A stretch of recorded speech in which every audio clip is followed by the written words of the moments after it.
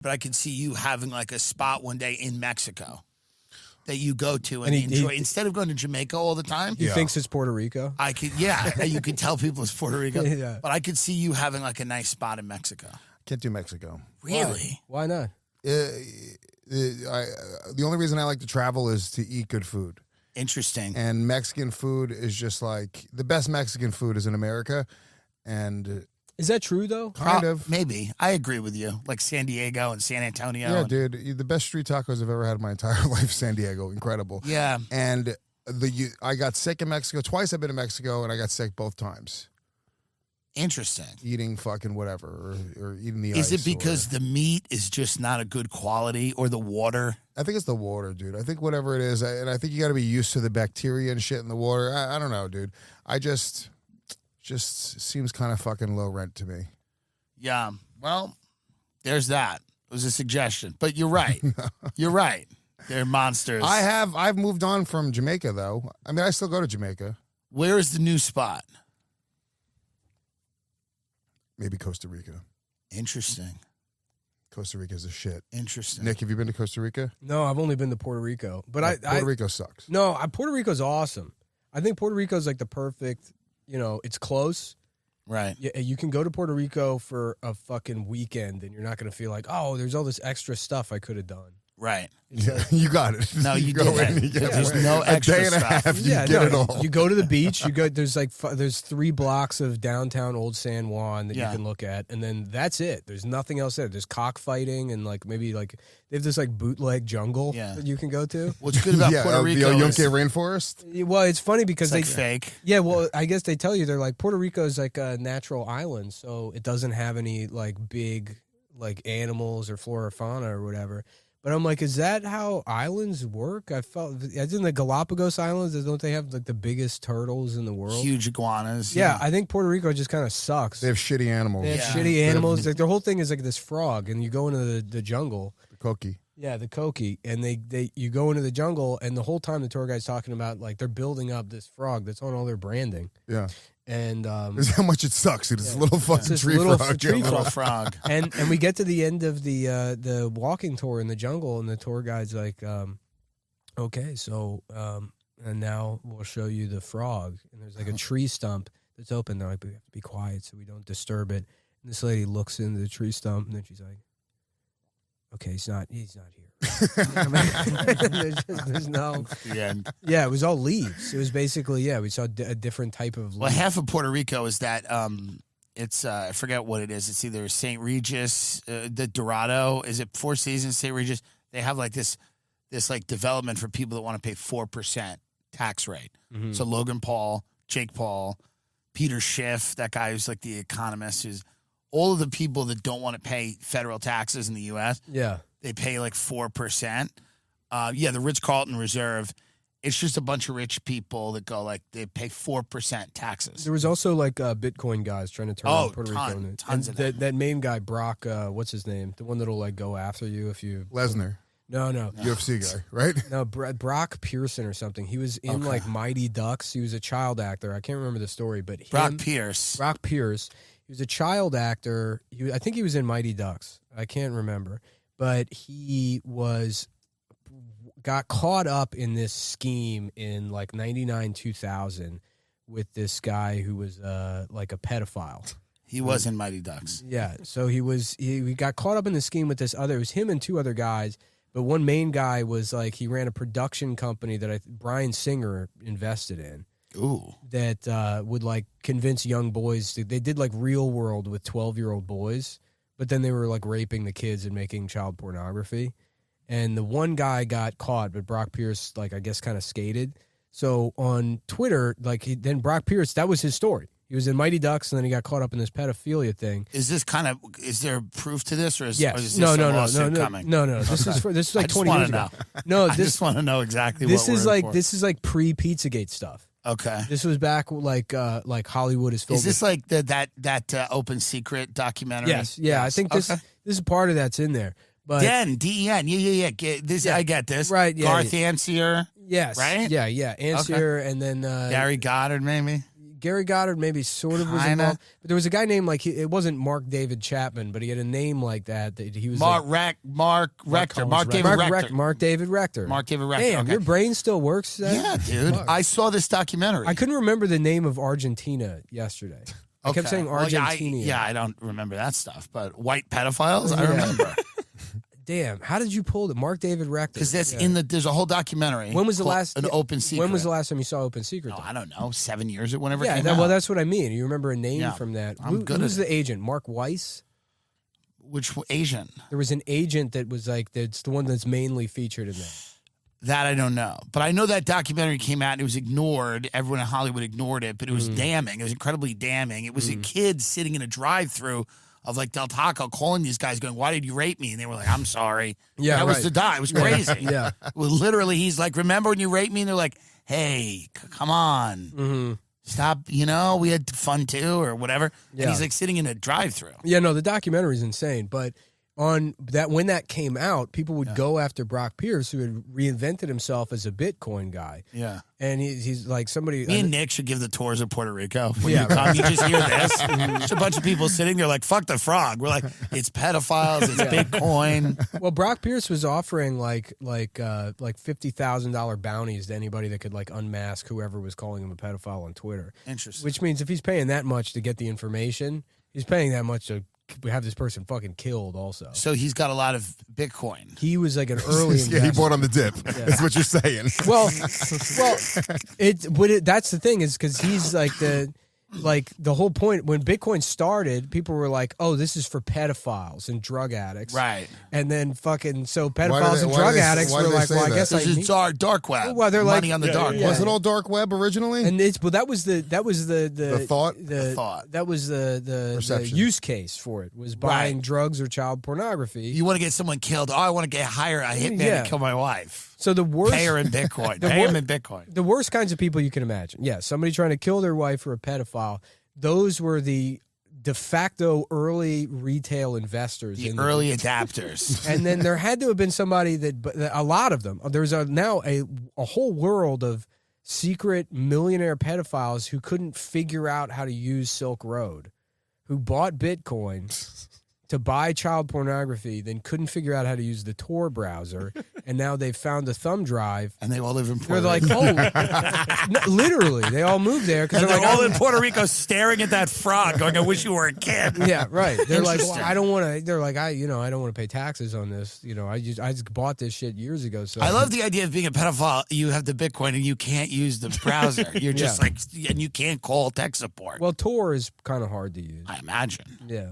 But I mean, it's like that's the idea that you can't just call someone over and go, Right. hey, Yeah. there's no Geek Squad. Hi, don't even know- Amazon customer support. Right. How are you doing, Mr. Brock? Yeah, I'm good. Listen, I'm a pedophile, and I figured out how to buy the Bitcoin. But how do I use the Tor browser to purchase child pornography? Yeah. Oh, Mr. Brock is. Okay, I'm sorry you're having trouble with this, Mr. Brown. We want to thank you again for being an Amazon Prime subscriber, and happy holidays to you. We will look into that. Those guys are the best. Yeah. And so I was saying that like somewhat recently, but I remember how mad, and I don't think it's that like xenophobia has went away. Yeah. Remember how fucking irrationally mad people were at the Indian like customer service department? No, anybody who doesn't speak English at all. No. Like, I get furious. Well, maybe you're bad. Like, no, but because in my mind, I'm going like, why would you?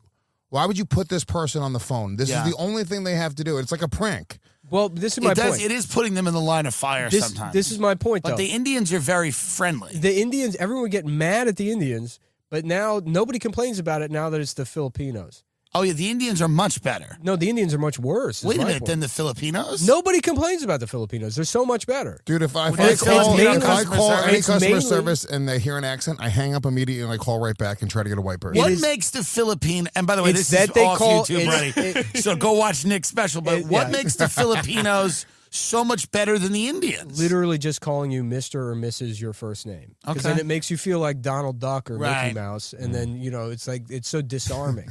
Okay. I I think the Indians have gotten better Yeah. in the time that they've done this. They were really terrible. Like they'd be like, hello, my name is Josh. But now they've gotten, I feel like, better, and they're more. Well, yeah, I feel like they lie about their names a little less. They have to. They give them fake names. That's woke culture. That's one of the positive benefits. Indian customer service people no longer have to lie about their names. Is that true? Did we start already, by the way? Yeah, we've been doing this for 20 minutes. Oh, wow. Nick just does real good bits in life. Yeah, what do you think? We're all enjoying each other's company for no reason? I thought we were talking about Puerto Rico with no ad revenue and no money. I thought just sitting here talking about. I Puerto thought there Rico. would be like, and we're starting. We all know who everyone knows who everyone is. We'll introduce everybody. But we haven't been here before, right? The new studio. It's in studio in New York. Yeah, it's nice. It is nice. Yeah, it's in a building with other. It's a WeWork, or it was a WeWork, and it's people that rent space.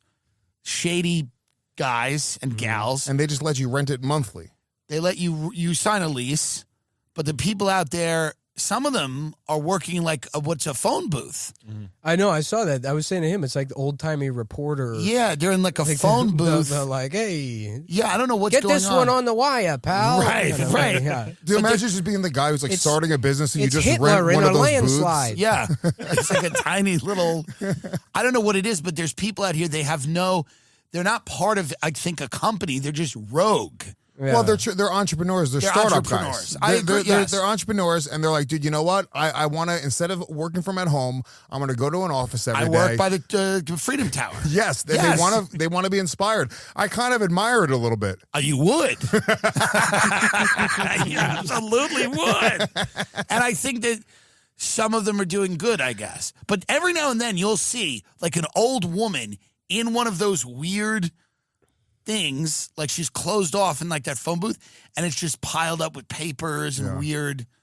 Like I don't know what the hell she's doing. I think that's menopause. I think that's that's change of life. Yeah, I think that's what happens to every woman. I helped my buddy start a company years ago. Yeah. It was out of like a WeWork type space, very similar. His name was Brock Pierce. Sunshine Suites in the East Village, and the whole company was. This is when social media was just starting. Not just starting, but like MySpace was still around. Facebook was around, obviously. But the whole business plan was we were going to sell social media marketing packages to businesses. We go business to business. It was just like a phone call. We'd be like, yeah, well, we'll run all your social medias. We'll link them all together.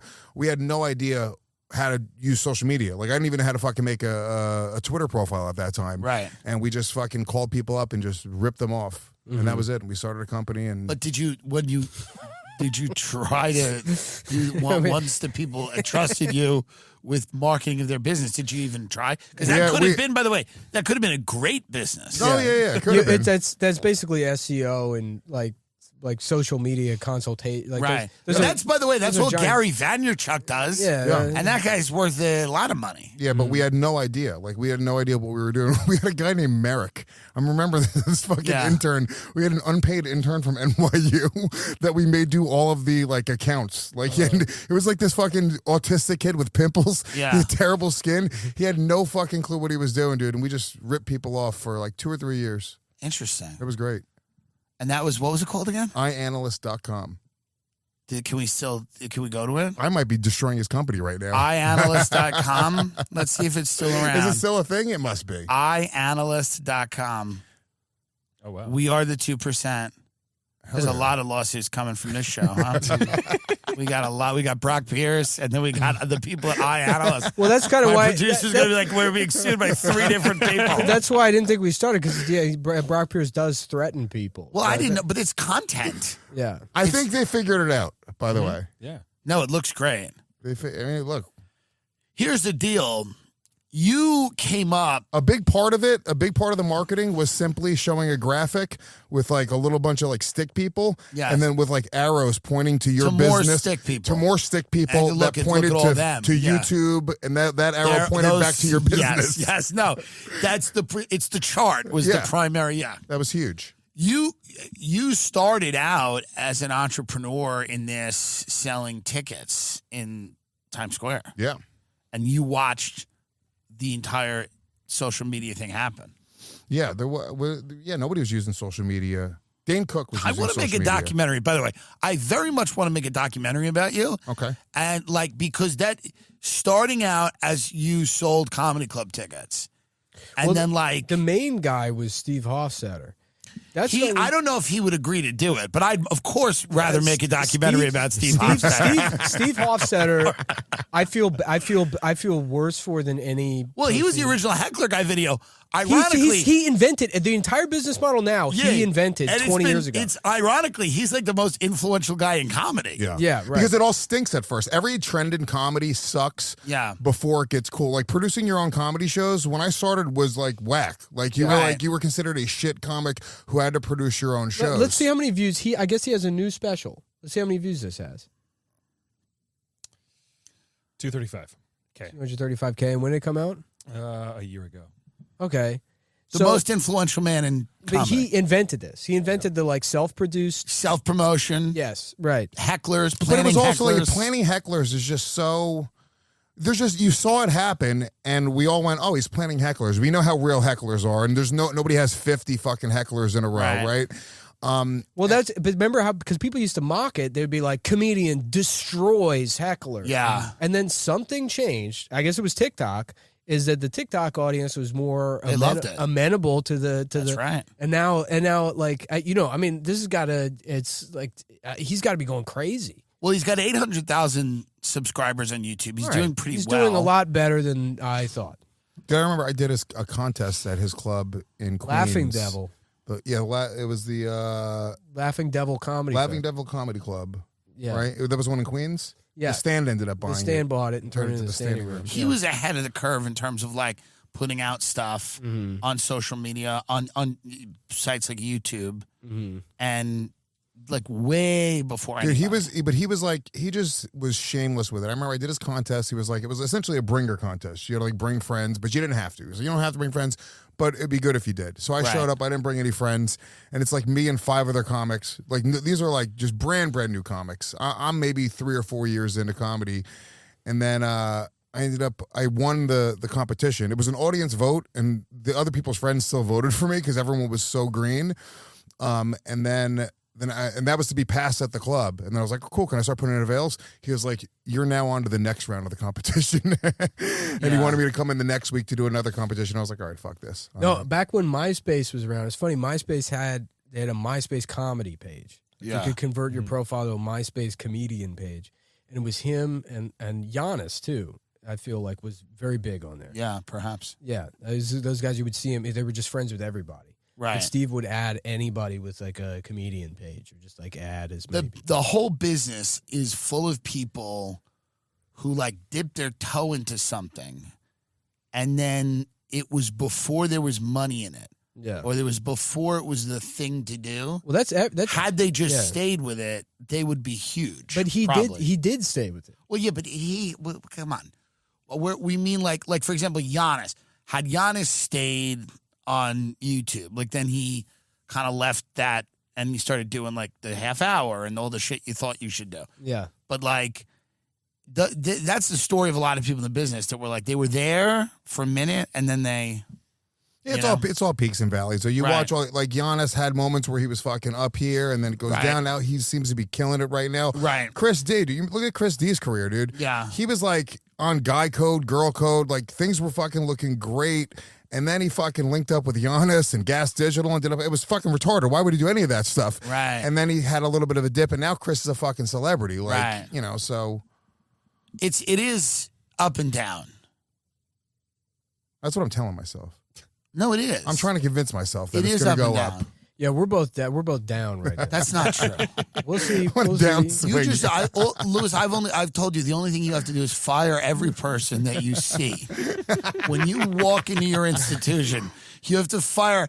If it's like a video game, if they're even in your eye line, you have to fire them. Fired, get out. Fired, get out. Yeah, that's all you have to do. And hire a team of Filipinos. Maybe. Or Indians. By the way, why have you not outsourced? This is why have you not outsourced a lot of the job to Filipinos? A lot of it's, to be like, a lot of it's going to go to AI. Mr. Miko. Hello, Mr. Zach. Hello, Zach. I have brought you your Wendy's, Mr. Zach. We have ordered pizza. We have your advertisement for Kratom. Here is your Kratom read. How is the for a second?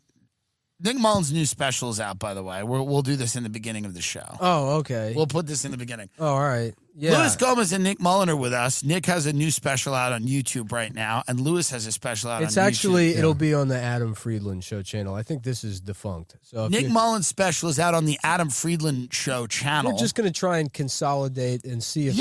as you should. As well, everything. We need something to Right. And so... Louis Gomez has a special that's on... Louis J. Gomez. Louis J. Gomez has a special. This also holds you back, making people do that. It's just, if I didn't know you, now I hate you. You do it on purpose. No, it's just, there's no other Louis Gomez, by the way. There is. Is there? I think. Who? There must be. There's the guy from Wednesday who's this No, genuine that's Louis celebrity. Guzman. People Guzman tag me I don't know sometimes. what he's a genuine celebrity. People tag me sometimes thinking they're tagging Luis Guzman. Yeah, well, he's This a legend. happened the other day. Yeah, dude. no, Luis Guzman is a legend. Oh, look at that. Louis J. Gomez has a special on where? GasDigital.com? No, it's on YouTube. It's on YouTube. Yeah. It's all on YouTube. All those half hours are on YouTube. Mm-hmm. But Nick's comedy is on the Adam Friedland The Show. Adam Friedland Show channel. It's called Year of the Dragon. Year of the Dragon. Year of the Dragon. So, I would I would love it if you could please like, comment, subscribe, and share, because this is all just a game, and we're all trying to be Steve Hofstetter. So even if you, I don't disagree. even by if the you way. fucking hate it, look, no, I don't. Maybe other people do. I didn't want to do a special, but there's a lot of money. It's very funny. I've seen it. You should watch it. There's a lot of money. And There's a lot of money to be made right now in stand-up. stand-up, and yeah, you gotta sure. get to the theater level. You got to get there. I don't know what Clubs pay a lot of money too. Here's the other thing too. About a year and a half ago, I had like an 8-pack. Yeah. And I will give those pictures if you want to show it to. I don't know. I think you need women to come to shows. That's a big help. Yeah. I'm getting more of them, but it's still not the majority. Yeah. Well, that's the thing. Anybody that's doing real well, I Yeah. feel like they got 50%. They tapped into the girl. You tap into market. chicks. They've tapped into the girl market somehow, and I feel that Women can't hate you. Look at my fucking wheels turning. I was like, wow, that's the opposite of my strategy. No, and Yeah, they no, are. I would say that they are sort of they're not natural enemy, but in the way that you can't have like. Well, here's the thing. You can't have two old cats in a small. The apartment. people that are coming to your show, Louis, it's one person buying one ticket. Think Yeah. about this, right? No, I know this. Women travel in packs. Dude, it's infuriating. Hacks. Every time I look out into my crowd, because my fans are fucking losers, Yeah. I look at and it's just a bunch of single. And thank you, everyone, for being part of our journey. It's a bunch of single individual Yes. dudes that they're wearing big fucking clothes that are too big for them. They're all fucking dressed like Big J, and none of them have any fucking friends. And then I look out, I'm like, I'm surprised I even got to 60% capacity. I got to be honest with you. right, because there's one person buying one ticket it's with their impressive. mother's We credit card. We should make those guys Yeah. buy more than one ticket. Yes. Half of them are wearing a fucking like 17 XL Gildan hoodie. Yeah, And so they take up the entire table as this it is what happens before Louis. This is about 3 days. If Southwest Airlines can do it, the comedy clubs can do it. Before 3 days before Lewis's show, this is what happens in any house. Someone, the basement door opens and a guy goes, "I'll give you the cash."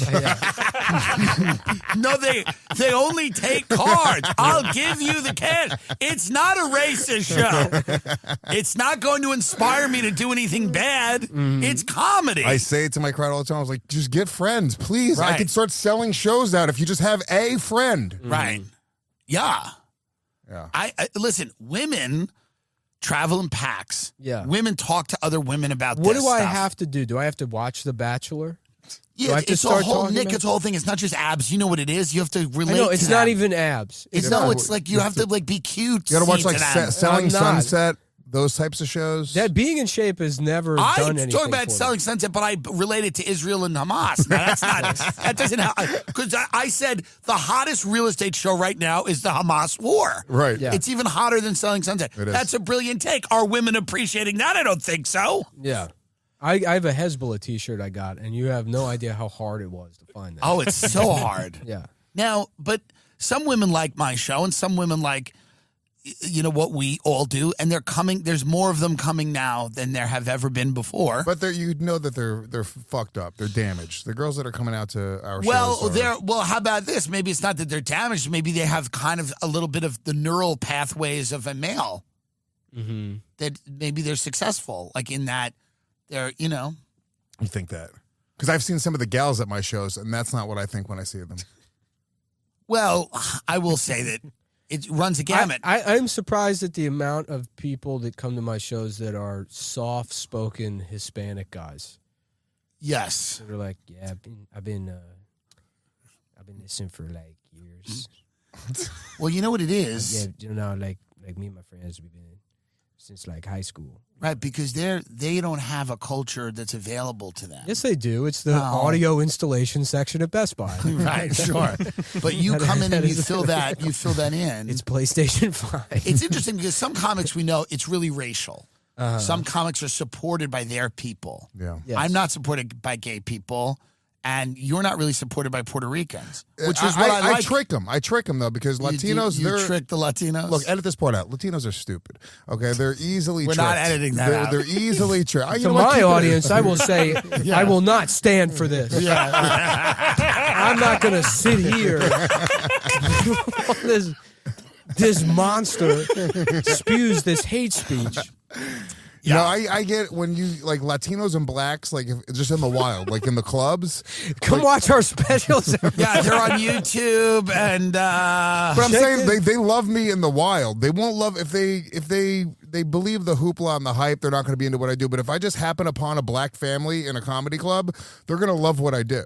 Now let me just rewind this. Yeah. If you happen upon just Will Smith a black and his family in a comedy Will club, Smith and his son. Will Smith's there looking for a full job. Black family in the comedy club. It happens. They're gonna love what you do. They're gonna love what I do because they got real problems, dude. They're not gonna be offended by all these no-no words, dude. They're fucking. This guy's fucking. But by the way, can we market your next tour like that?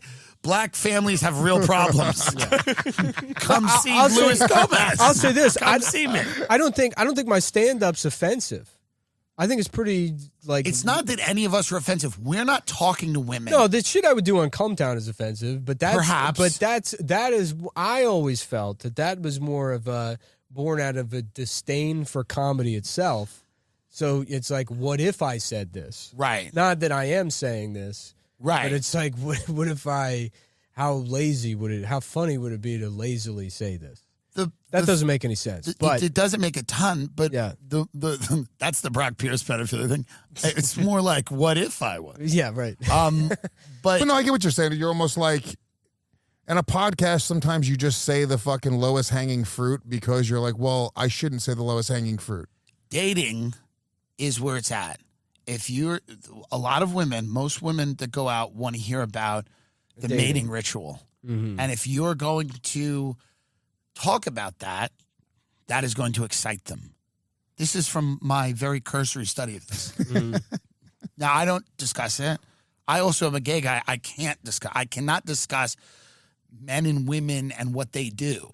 Would you start sleeping with women so that you could have a new? If I went a woman route, it would be, and it could be very successful. It would be kind of a CBS, like, it's me and my wife, and there's a Mexican family, and we're on the border, and they move next door, and I'm like rough around the edges. It's not a bad idea. It's like if you could do like a Chuck Lorre thing where you used to be gay and now you're straight. Well, could be the sitcom on CBS in like 5 years. That would be amazing. I'm an ex-gay guard at the border. Yeah. And, right. And then my wife is always trying to get me to like see them as people. Yeah. And I see some of them as people, but I struggle with it. Yeah. But there's a great scene where they make me Mexican food and we all. Did I ever tell you about, I was on the border one time and I saw a Border Patrol guy wearing a kilt. They allowed it. They let him do that. He had the rest of his uniform on, but he had a kilt on underneath. That's amazing. It's so insulting. They're clearly not taking it seriously. This is the problem. Can you imagine? The Border Patrol is just theater kids. Yeah. It wasn't like a bunch of them. It was one guy. Just that one had, guy. Right there. One guy. It was at McDonald's. Yeah, U.S. law enforcement in kilts. They're allowed to do that. They could just choose that? I guess. What is the next iteration of what do you think goes on here? Because you're a mind. You're in the game. You're seeing right now. You're seeing a lot of crowd work. Like I just did a crowd work clip in San Diego. Gets 5 million views. Yeah, it's just crazy. People love that interaction. I honestly I don't give a shit. I did the special because you're supposed to. Hopefully people like it. People are gonna love it. Hopefully that the second that stand-up doesn't make sense money-wise anymore, I'm done. Of course. I'm done. I believe many of us feel that way. And then I'll go back to It makes no sense money-wise for me. You're talking to two people who agree with you. It's just a hobby. Yeah. What are you talking about? It's crazy too because like everybody that's like quote unquote blowing I'll up. give you the cash. I get paid Friday. The show is Friday. Yeah. That's why I can't give you the money now. Yeah. I would have been paid last week, but I missed a day because I was sick. I would have made more money helping put this set together than I make doing stand-up. But that's also because you're like touring in Europe. You go to like London and Europe. Yeah, but these are like little clubs. These aren't. No, I know, but fucking- you're spending a lot of money to get to the place. Oh yeah, Yeah. that's Yeah. a terrible idea. But even Crazy. I see what it you're was doing. me, Dave Smith, Zach, and Robbie Bernstein. We brought 4 people. You bring a whole crew to like Yeah. Lima, Peru. Like, whose idea is it? What agent is co-signing this? I'm gonna kill myself. Do you think the crowd work stuff holds on? Do you think these clips? Do you think we live in this world forever? No, I think it's a fad to a certain degree. I think honestly, stand-up is really hot right now, and all the podcasters are touring right now and doing stand-up, and that's gonna cool off for a minute. People discount like how much of this is also just like the pandemic prevented people from going out and doing anything. Now people are out. Yeah, people came back. And then you get a bump off TikTok, which TikTok's going to be illegal in 3 months. Once You think they're shutting it down? I think they are. Yeah, I've well always now said that now that TikTok's gone after Israel, I mean, Yeah. you could do anything you want, but you could be on TikTok. You could throw as many paraplegic people in front of the train as you want. That's all fine. You could have a TikTok. Honestly, the Osama bin Laden, that was the funniest thing. Hilarious. The people are like, oh, everybody on TikTok saying Osama bin Laden's good now, and it's Yeah. like 2 videos. Yeah, it wasn't even a huge thing. It was not. It was 2 videos. It was. Yeah. It was honestly a very funny video of like some Yeah.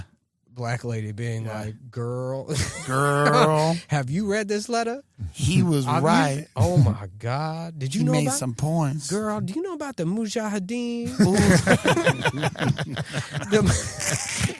I was like, girl. Damn. Yeah, the Mujahid. What? They've been talking about getting rid of it for Yeah. a long time. They've been I talking think it's about good. it. Get rid of it. Get rid of all social media. By the way, all of it. I'm kind of agreeing, not in the sense that I care about the Bin Laden letter, but I say get rid of it.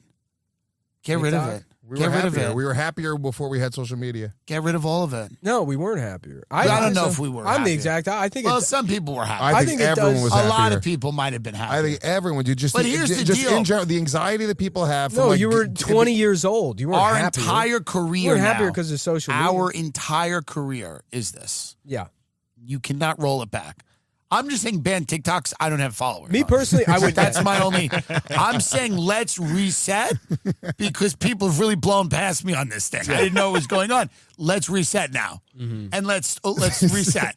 I'm just saying reset. So you just wipe it's a clean slate, keep TikTok, but dump everybody has to start at 0 And we all start over now. and delete, and you get a 6-month head start. Well, it's not the worst idea. Yeah. But no, I think we delete TikTok and go, this one's no good because it's the Chinese or whatever it's trying to kill. We Whatever. should do whatever Israel's Whatever we're going to say, because version of- I have like no, I've got what, 60,000 followers? Yeah, 60. Let's delete That's this it. now. This is about, well, I haven't tried, but this is embarrassing. Now let's delete this because of the Hamas and the Chinese. Yeah. It's just like Which one are you the best at then? YouTube? Hamas? No, social no. media. I don't know. Podcasting, but it's not social media. Instagram's the one that I think is the best. Podcasting is social media. So then that one, Yeah, that's the one I'm good at. Yeah. And Instagram, I'm okay at because I know how to do the swipe up.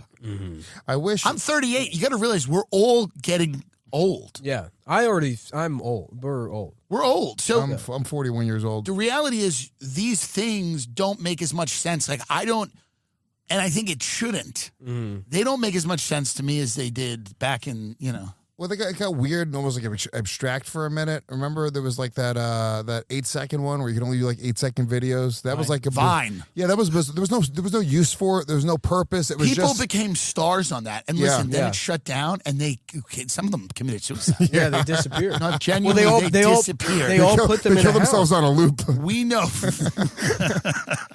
we know people that were like that was their whole career. Yeah.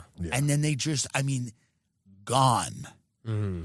Sometimes, like, But that's show business. That's right. That show business has always been that. That's true. It's like literally, you get your 15 minutes of fame, and then you get sexually molested by a producer, and then it ends, and then the government comes and says, "Oh, that $20 million you made, we're taking 13 of it."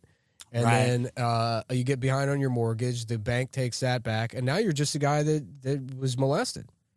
Right. And then you kill yourself. And that's what being a comedian has always been. That's what it should have been. That That's was the what goal. And that's when it was actually good. That's when. Remember when the goal was to simply just be alone on the road making $1,500 a weekend? Yeah. That was it. Yeah. That was the top of the mountain. Yeah, it's true. Yeah, no, this didn't exist. I remember when I started comedy being like, oh, dude, if I could just do if I could just get molested. the funny bones. Yeah. If I could make $50,000 a year doing like B-level the clubs. first thing you do is take a mega bus to like an Albany Funny Bone and you stay overnight in like a dump and you feel great. Yeah. You It's feel the best. amazing. It's actually the best feeling ever. The first in time your I stayed in life. a Red Roof Inn, actually, dude, I think you were you with me? Was it? Did you do Detroit? that strip club? Yeah, was that the first time? Dude, I think that was the first time I stayed at a Red Roof Inn. And I just You remember almost got into a fight with the Indian guy behind the counter. What happened? Did they not have your suite? I don't know. He's like, Lewis is like, I pre-reserved a suite. literally, yes. They were like, yeah, we don't have your reservation. They didn't have, there was exposed fucking like it was insulation. asbestos, Right. like, Yeah, no. hanging down from the ceiling. It was like, pardon our fucking appearance. And that sign was falling Yeah, apart. no, the place was a mess. They had Yeah. fucking, and you go to like a real shitty motel and they have prices for all the things you can steal. That's right. Yeah. It's like, it had on there, it was like the microwave, Right. like picture frames, Yeah. $125 because people are just stealing everything. No, they're just warning you. Yeah, They're like, right. don't fuck around here. Yeah, don't steal the fucking Don't take the microwave. microwave. Dude, it Don't just take- smelled like don't mold the cut the- whole hallway, dude. Yeah. And yeah, we fucking... The we shower curtain, you can take What it home year if you was want. this? This 6-7 years ago, at least. No, it was like 2014. Isn't it good that all of our friends have done well? Yeah. Well, that's the thing. Depends on how you define well. Yeah. And friends. We're doing all of our, because some of our friends haven't, but everybody that we know is not doing that. Varying degrees of... He's not doing the Red Roof Inn. That's not better true. than I thought it was going to be. Come on. That's not true. Some people are not doing well. There are our friends. I'm very happy I have hair, and so many of my friends have hair, and a lot of them don't have hair, but they wish they did have hair. Some of them do. And I tell them about Keeps, because Keeps is about keeping the hair that you have right now. You get expert care for hair loss from the comfort of your home without ever visiting a doctor's office. All the treatment plans are personalized to address your unique needs. If you are losing your hair and you want to stop it dead in its tracks, Keeps is an online subscription service that makes it easy and more affordable for men to treat their male pattern baldness from the comfort of their own home. With Keeps, get clinically proven treatments to address hair loss and boost hair regrowth delivered right to your door in discreet packaging. Complete an online consultation to get matched with a treatment plan tailored to address your hair loss concerns. Find a plan that works for your schedule with the flexibility of 3, 6, and 12-month delivery options. Plus, you can adjust, pause, or cancel at any time. It's easy. They've got over 4,500 five-star reviews with impressive before and after photos from real customers. They deliver treatments directly to your door. It's discreet. It's non-branded packaging. You'll love it. So, hair loss stops with Keeps. For special offers to get started, go to keeps.com/Tim Dillon or click the link in the description. That's KEEPS.com/TIMDILLON. KEEPS.com/TIMDILLON. Yes, but Tim dumps those people. He doesn't consider those people friends anymore. no, it's not that they're not my friends, but it's just like, what do you want? It's like, what do you want? What do you talk to somebody about? What do you do? What do you do for those people? You really can't. That's You the can't thing do that's anything. That's what I mean. I love those people, but what are you gonna do? It's not. Is there not like? There's not any kind of. There's not like. It's there is some. You can after the fact take a look at success and say these are the factors that led. Yeah. To it. But that doesn't mean that you can like just isolate those things and then the But even those people that are doing horribly, yeah, I would say that many of them are doing better than they were. I don't know. There's people. I know. I'm not but going to name names, but there's comics that are extremely funny. Yeah. And that who haven't caught on. Yeah, but they have exposure. People know who they are, Yeah. and they're good, and like they should be doing better than they are. Yeah. And for whatever reason, it just doesn't like it's like watching like a airplane try to start. Like bah, bah, bah, bah, bah, bah, bah, Yeah. You know what I will say that I really appreciate about you, Shane, like from an outside perspective, it's from a brown person's perspective. Oh, we're gonna do that now. Brown person's perspective. Okay, faggot listening. I like the fact that people can no longer say that they're not succeeding because they're white guys. That was a thing for a few years. We're like, Yeah. dude, I'm a white guy. We're just not Right. getting booked. And it's like, that's just not the case It's not anymore. true. They love white guys again. White guys are back Yeah. in a massive way in the Sure. industry. Tom Segura, Burt, fucking Matt Rife. I think when the white guy thing was happening, that was more like people. I heard that more with guys going like, "I can't get a writing job," and that was Yeah. true. Yeah. because Well, they're telling it was- their agents were telling them, "We need to staff this." But with it's funny because it also like it fucked over the people that I don't know. They were trying to. I didn't feel that, Right. and I don't think like Kurt did either because they would staff a room and then they would have. This is kefir, by the way. It's not a glass of milk. Keep going. I apologize. I feel like it's rude to say diversity hires or whatever, but you would have a diverse writers room. But then they would hire a white guy, and the white guy they would hire would always be like a white guy with darker sensibilities that would say stuff that would be perceived as offensive, because that in and of itself is a type of diversity. Who wouldn't get hired as the white guys that are like, guys, can we just be a little nicer to women, please? Right. You know, Yeah. those guys wouldn't get hired Right. because it's like, well, The guys who secretly wanted to rape everyone in the room yeah. wouldn't get hired. I mean, that's probably the reason. I yeah. don't know, Can but we just be a little kinder to these ladies? Yeah, yeah. And do you need a ride home? Mm-hmm. Because I'm a rapist. Yeah, Yeah. The UCB cat sweater, yeah. aggressive messenger. That's. I would love to do a little like movie about a character. I have a character in my head that is one of those guys because that was such an annoying type of guy 10 years ago. Yeah. So But they were UCB, everywhere. Ultra feminist cat sweater wearing rapist. Right, exactly. Yeah, and they always had a name like Brandon Scott Eric. We had one of the, you It know, was people always talk they about- always had a name. Yes, that it was that always like three names. 4 first names. Yeah, it was. Yes. Yeah, I'm David Brandon Scott. One of Eric. one of the shortest and most ill-fated podcasts of the boom was not Bastard Radio. It was a podcast called Rape Dicks. Rape dicks. It's called Rape Dicks. Yeah. Where Luis Gomez, myself, and I believe Karen Feehan Maybe. were investigating open mic rape claims. Comedy rapes. Comedy rapes. And employing our knowledge of the, you know, and by the way, the most famous rape, probably, or one of them, but probably the most famous rape, we investigated it and it got weird. It actually got cool. It was hilarious. It was We found some very interesting things happening and it didn't add up. Remember that? What was Remember it how on? exciting it was? it was the girl rape, right? No, that was one of the other episodes. That with- was where we actually had her on. That was hilarious. And she said that Casey Anthony thing is still my favorite Well, moment the of podcasting ever. the highlight of that whole era in It was New York, Aaron, you know his name. Yeah. But the highlight of all of the Me Too's in New York comedy was when Ray Kump and Margot Reese. Mark Reese and Ray Kump Yeah. were canceling each other. Yeah. I don't They remember were this. like, I don't know, like fucking. I think Mark touched Ray's tit, and then Right. Ray grabbed Mark's penis, Yeah. and then they had like a 2-day battle on Facebook where Ray's like, "Well, you touched my breasts first. you attacked me first. I was defending You myself. touched my breasts first." And then Margot, I think, Mark started to lose, so he transitioned. Was it that one of those? Oh, yeah. Perhaps. I don't know. But there God was another. bless. There was another one of those, and that I think that's what happens. I that think you put get in an an- argument at a bank and that you put- start to lose. You go, I'm a woman now. That put an end to it. There was no more. It was that one and the other one where, and this was the funniest one because I Yeah. remember this was back when I was on Facebook. I like woke up, I go onto Facebook, and I wasn't really checked into. I really kind of only ever hung out at the stand, so I was Right. never really fully integrated in the New York Right. stand-up scene. And That's why I saw you. I see on Facebook that someone's saying, just to let everyone know, Mo Faffelbab is a rapist. yes. And I was like, I there's- remember this. I was He like- ran that very woke Brooklyn comedy. Mo Faffelbab. Well, I was that like, there's- very woke I comedy. was like, there's no way that's a name. What was it called? That thing he ran. Sesame Street? Yeah. It was like the fucking, was it the Annoyance Theater? No, Yeah, it was maybe. like, it was something where it was like the Brooklyn Comedy Collective. It was like come to the comedy commune or whatever. Yeah. And then then that also turned into, then the story came out and he was like, no, I blacked out and you raped me. And then it was him and this woman arguing about who raped who.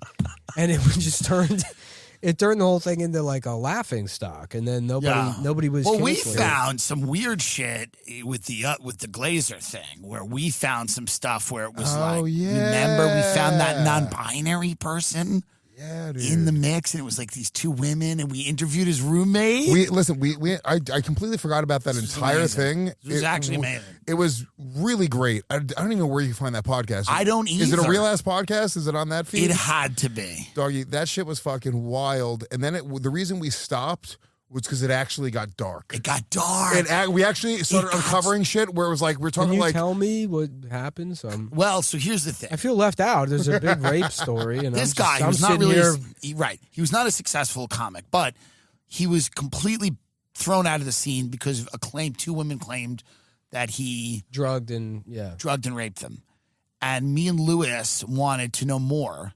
So we interviewed his roommate. Now his roommate said also too that whole thing blew up because when it initially happened, when the firestorm initially started, there was people saying, "Oh, this guy's a rapist," and it was based on a screen cap of an anonymous message from somebody who works at UCB who said that somebody else said this guy was a rapist. Right. So it was like, and that's when Metzger got involved, and he was right to say we can't. That's and I was like, look, you can't fucking destroy a guy. But then once we started, but there was not even details. It was just that he's a rapist. As soon as we started talking, as soon as we spoke to two people that knew him, we were like, this is a dark individual. Yeah, we're like, he's a dark individual. But also, I think it was one of those situations where I think everybody was lying.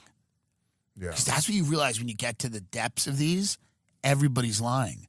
And then you start going, oh, he is a rapist, but he might not have raped those people when they said he did. Yeah. Because the roommate's telling us the time the girl saying it happened, he never brought one girl home ever. Yeah. So I don't know what the hell. But then the roommate was like, but no, this guy rapes. But then the roommate's like, but he's also a rapist. But it was literally no. It He was just crazy. didn't rape those girls. She was like, we're like, so he's innocent. She goes, no, he's a rapist. I'm like, wait a minute, hold on. It got so complex. We were on phones in a bar eating and like doing actual research. And this is before, what's that podcast that got huge? Didn't we call him? Yeah, we did. We called him. What was the podcast that got huge with Adnan Syed? Serial. This is the original one. This is Serial. literally the original Serial. And we called him. And we're like, we're investigating your rape claim. And he goes, who is this? And we went, it's Luis Gomez. He thought it was a cop. I said, it's Luis Gomez and Tim Dillon. And we're investigating your rape. And he's like, okay. Shit. The Me Too movement was so huge for a fucking hot minute, and rape didn't stop. Or maybe it worked. Maybe people stopped raping, but I just think it, like anything else, was a fucking fad. It's crowd work videos. They shut it down after the Tara Reid thing. That's where it ended. What? Like Tara Reid made claims against Joe Biden, and then they had the right art. There was articles. Wait, Tara Reid, the no, different Tara Reid. Okay, I was like, wait, no, she was a staffer. She was a staffer in the '90s. She made claims against him, and then she ended up like defecting to Russia. And so now people because she was saying okay, now I remember. Yeah, no, this. so there was rape claims against him. But then when that happened, this came up. Reid worked for Biden as a congressional aide in '92 and '93, and later attended Antioch University. She later Reid misrepresented herself and her life experience on numerous occasions. Okay, so this is all just nothing ever happened. When this happened, then there had to be articles that were like, well, believe all women doesn't actually mean believe all women. Yeah. That's the thing. Once someone comes out and goes at one of the sacred cows, they go, oh, actually, we didn't mean believe all women. Yeah. Also, believe all women is the craziest thing in the fucking world. It's crazy. It's psychotic. The craziest person we all know is a woman. Guarantee. If you think about the craziest person you've ever met in your entire life, it's a fucking female, guarantee. I mean, also the point, the substance of the believe all women doesn't mean like, they're incapable of lying in the same way that Black Lives Matter doesn't mean that like white lives don't matter. It's like, it's not that it's mainly directed at the people who are supposed to investigate these things, like the police, for example. Is it though? Because I don't think so. Because you'll see it. It's still to this day. It might have started as that, Nick, but it really became more of a cultural thing on social media. Well, that's where social media became life for everybody. Well, this proves that the level of nuance. Believe all women you're did demanding. mean for a while there that if a woman claims, to have been assaulted, Yeah. she's not lying. But this proves. I mean, that was the this proves that it never meant that. Because sure, I don't believe it ever meant that. Because the people that were the most diehard supporters of it, like, obviously held that nuance in their heads, because something like this comes up and they're like, well, you know Right. what I mean. Of course. They have Right. they have no problem with the collateral damage when it's happening to their enemies. Oh, I mean, but not also, at all. I mean, I don't know. Are people really investigating this? No, you're the same people on the other Nobody's side. investigating this. Right, you get happy. You're like, oh, yeah, no, he did it, no matter what, because fuck Joe Right. Biden. Right. Which Yeah, I'm but on that's board with. on I don't social care. media. What it sort of became was like, somebody would claim something, like a girl. Yeah. I just saw this happen recently. Another comic got accused of some shit. Some girl posts something very vague, the thing that she posts, and people are just responding to it. # believe all women. I believe you. I'm so sorry this happened to you. You're like just Right. just a blind accusation. You can just do that, and just randomly people will just blindly follow it. That's kind of crazy. I just love the idea of like It was me, guys. No, I'm I being, just was I'm being like- taken down. the people are represented by two equally important groups, Luis Gomez and Tim Dillon, rape dicks. And we just have to go back I'll bring it back right now, Tim. and just because here's the thing, there are answers to all of these open mic comedy rapes.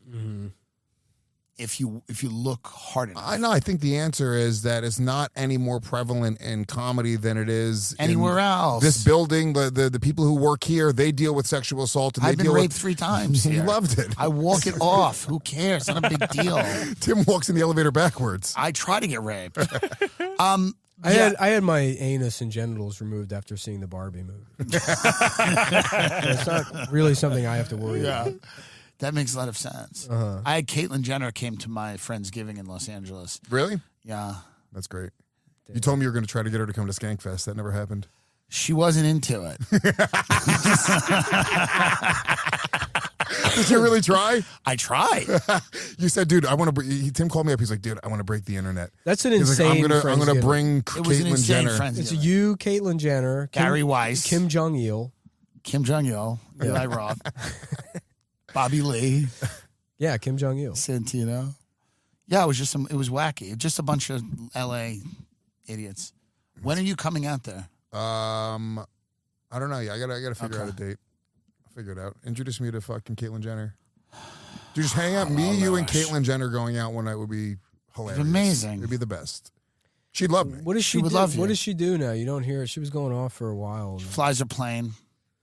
Like a personal. She has a little plane that she flies in Malibu and enjoys. That's, I don't understand why you would do that. Well, people are aviators. What do you want me to tell you? I don't know. It's like begging to get killed by the CIA. I agree. I would not be in a plane like Yeah. that, but this is what the woman wants to do. Yeah.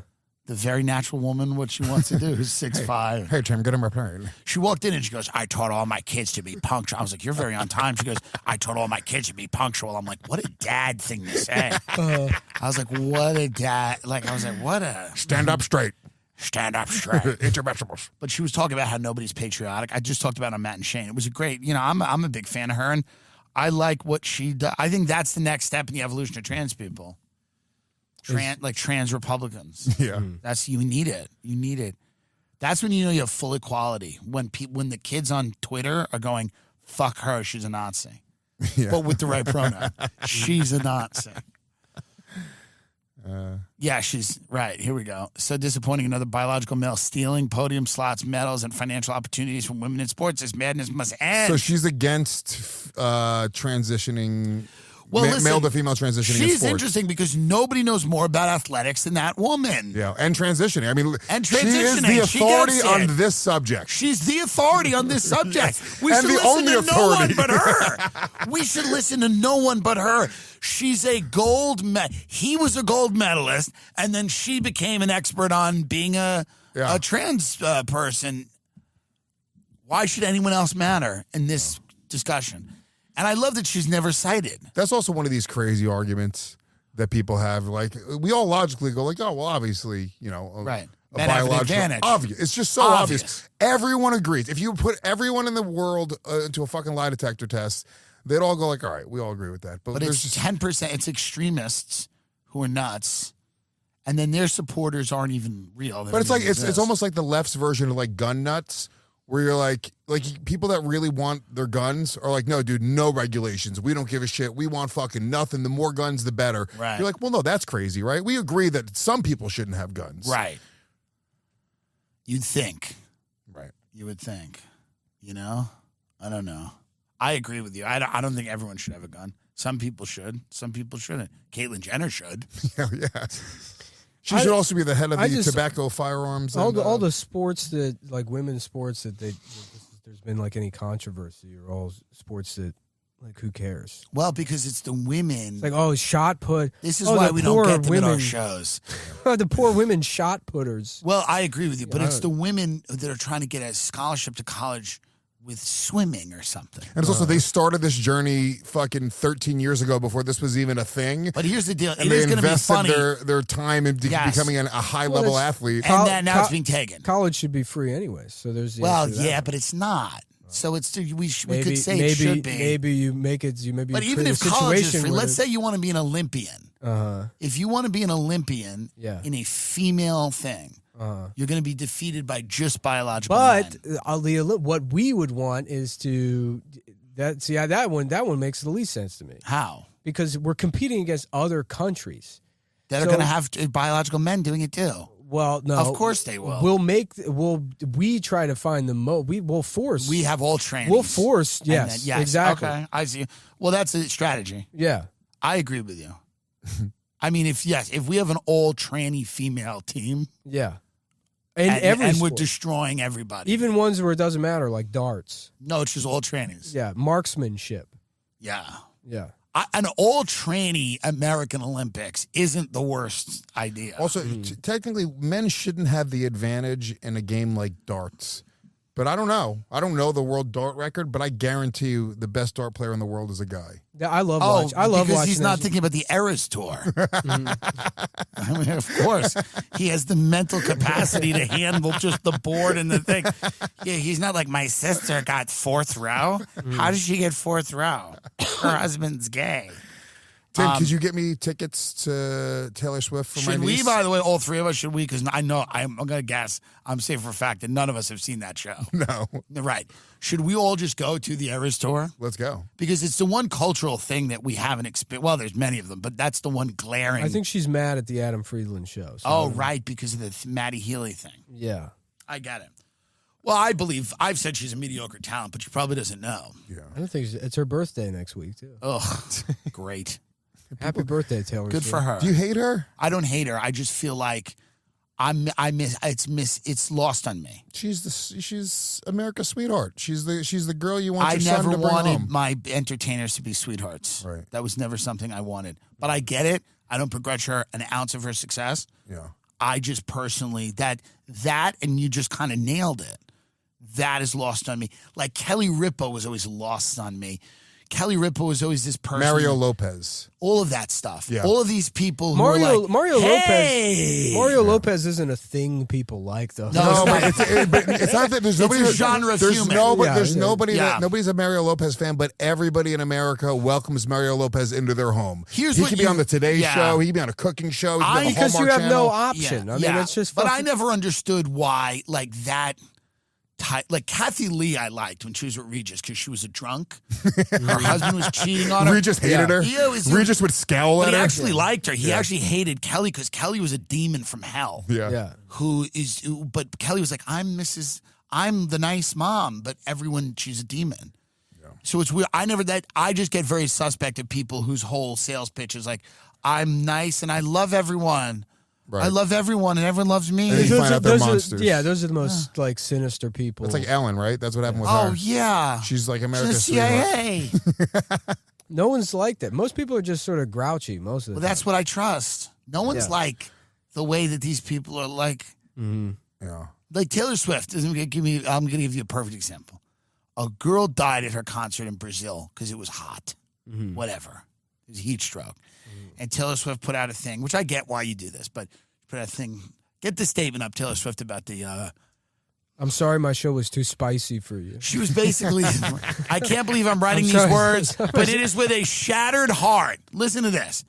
I can't believe I'm writing these words, but it is with a shattered heart that I say we lost a fan earlier, and then she said something like, I don't know much about her, but I knew she was beautiful. It is with a shattered heart. Shattered heart. There's something about it to me that it is something doesn't. Yeah. Well, her heart was shattered because she got cheated on right before. Right.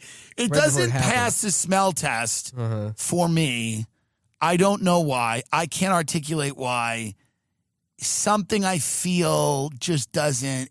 I don't know. It's because she's like describing a real emotion in the fakest way possible. Right. It's hypocrisy. It's everything. Is your it's heart everything. shattered? It's everything that sucks about celebrity, right? Here's what Taylor Swift should have said. People die in this country all the time. Did she handwrite this?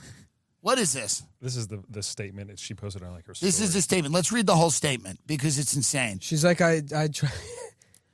I'm writing these words, but it is with a shattered heart that I say we lost a fan earlier tonight before my show. I can't even tell you how devastated I am by this. There's very little information I have other than the fact that she was so incredibly beautiful and far too young. I'm not going to be able to speak about this from stage because I feel overwhelmed by grief when I even try to talk about it. I want to say now I feel this loss deeply, and my broken heart goes out to her family and friends. This is the last thing I ever thought would happen when we decided to bring this tour to Brazil. Also, why is this in a handwritten font? Do you understand something's wrong here? Well, this is a typed message that's been put into a handwritten font. But is that her actual handwriting? No. No. I'm saying, is this her actual thing, or did somebody else make this image? You know what I'm saying? Like a fan could have made this and put it on a website. It's on No, this is her Instagram. thing. Oh, it is? from her story, yeah. Oh, yeah, that is a handwritten font. That's psychotic. Something is odd about.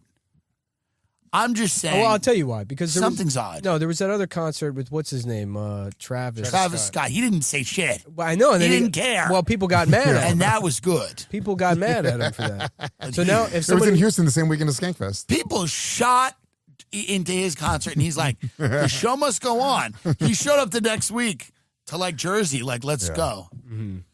Yeah, you remember that back in the day, the Great White Concert, where their pyrotechnics lit the place on fire? That video is crazy. Have you seen it? Yeah, it's wild. No, I what watched is a that? documentary on it. It's fucking, the whole thing is nuts. In what was it, Connecticut?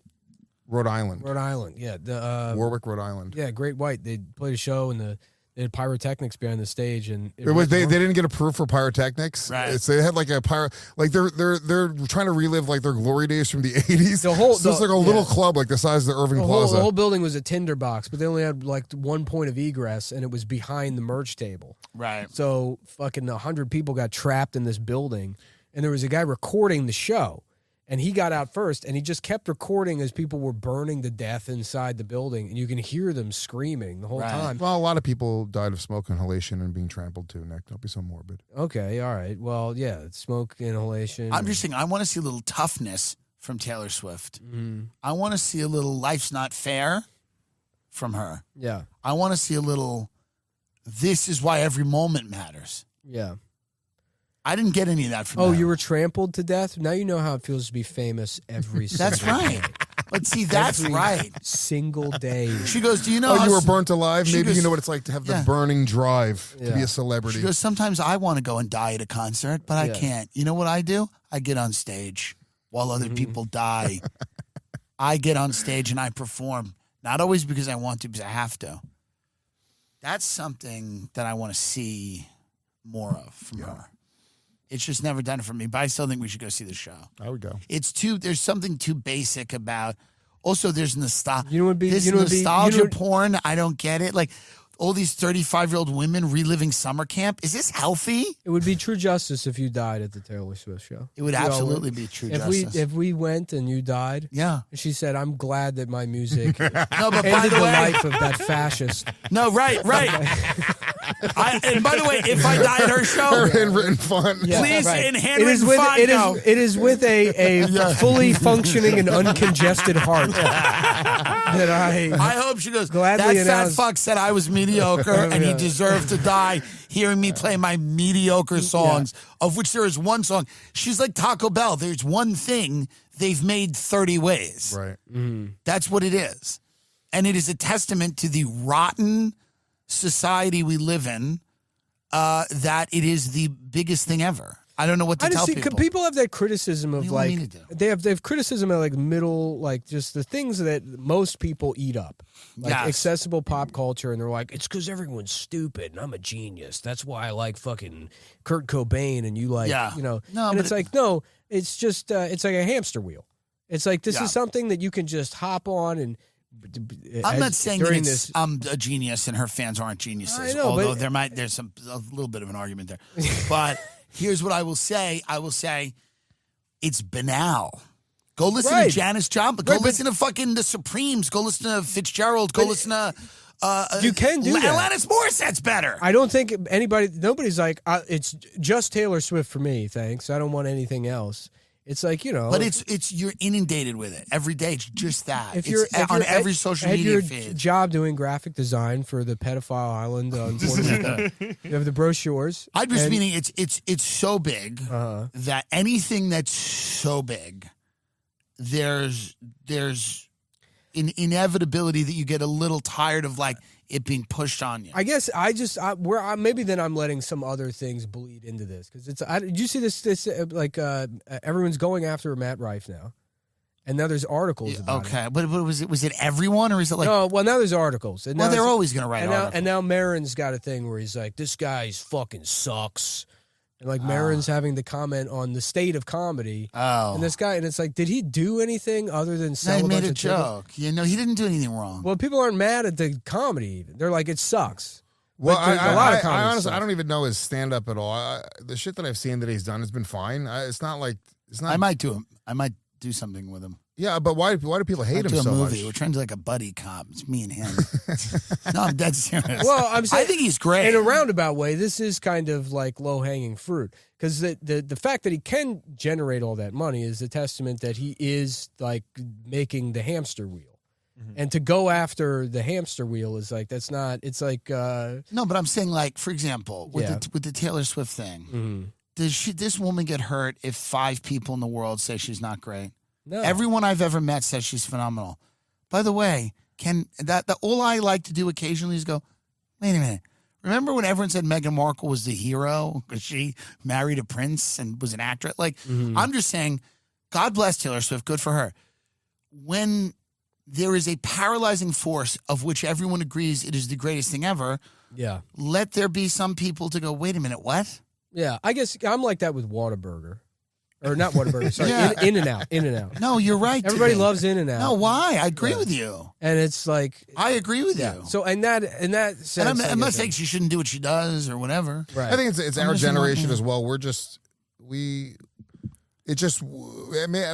I think we were like sort of like. And by the way, you kind of touched Marin- on it before. You said Marin about ha- like Alanis Morissette, right? Yeah. Like our generation, like We wanted grunge. we wanted to be a little I wanted darker. women cutting themselves. I wanted my women entertainers bleeding on the floor. By the way, I saw the Alanis Morissette play, Musical horrible. Jagged Little Pill. Was it good? Oh my god, it was the worst thing I've No, ever it's seen. terrible. Dude, it's fucking crazy. No, I believe Alanis Morissette now should be executed. It was nuts. I believe she should be executed it's all now. It's all of her great songs, and the whole play is just like a girl gets raped, Yeah. and it's them trying to like deal with and process this girl Yeah. getting raped to Alanis Morissette music. It's fucking crazy. You see, Marin's going after everyone. He hates everyone. The comedian compares Rife to Dane Cook and then suggested that anti-woke comics like Bill Maher have to die sooner. The thing about him is this is just kind of bitter, angry stuff. Well, what I saw is this was, Or maybe, I don't know. I briefly saw this morning, but then it said it was in some kind of like state of comedy thing, which I thought that was only done. Is it a at podcast? JFL or Here's what I something. like about Mark Maron. He's always very nice to me, and I can tell he kind of hates me. But he's always nice to me, even though I think he hates me. Yeah, he's a nice guy. He's like a nice guy, even though I believe he hates me. Which, by the way, I think is nice. I guess I just think that this like going after this guy is bizarre. It's bizarre, sure. Yeah. I think it's bizarre. What did Matt do? He sold That's- tickets. He makes people happy. Right. Yeah. That's why I don't get it. Yeah. People are But mad in about the his same- opening joke. In the same way that the Taylor Swift thing, whenever something gets seismic, Yeah. what comes with that, and it's healthy. I think it's healthy to have some detractors. I think it's okay when something grows to the size of either Matt or whatever, Taylor. You're going to have some detractors, and learning to just shrug that off is good. That's actually good. Yeah. Otherwise, it's a cult of people that all just go, you are, Debbie, do you think Taylor Swift I think is that's ever good. actually I on think her own that's- social media, I think though? that's good, though. I think you should have a cult of people that are like, you're But they have that. God. They have the biggest cult. Yeah. So what's wrong with a few detractors? Matt Rife doesn't give a shit about this article in Who Cares magazine. I think we should put Mark Maron in jail. Well, maybe for other reasons, I'd agree. I think For we sure. should. I think we should execute Mark Maron for his. Well, first- if you want to go down comedy into who we can execute, I mean, there's a lot of people. Anybody we could that's got a execute. problem. Anybody's got a problem with Taylor Swift, you're going to jail. pal. Yeah, I mean that's coming. Yeah, I think our path forward is creating a monoculture where there's one type. That's my only We have thing. one musician. It's yeah, Taylor Swift. That's we what have I mean. One It's like, comedian. it does it's Matt feel Rife. like we have we one could president. obsess with like one It's thing. Marianne Williamson. I'm reading this. I love him. Aaron goes,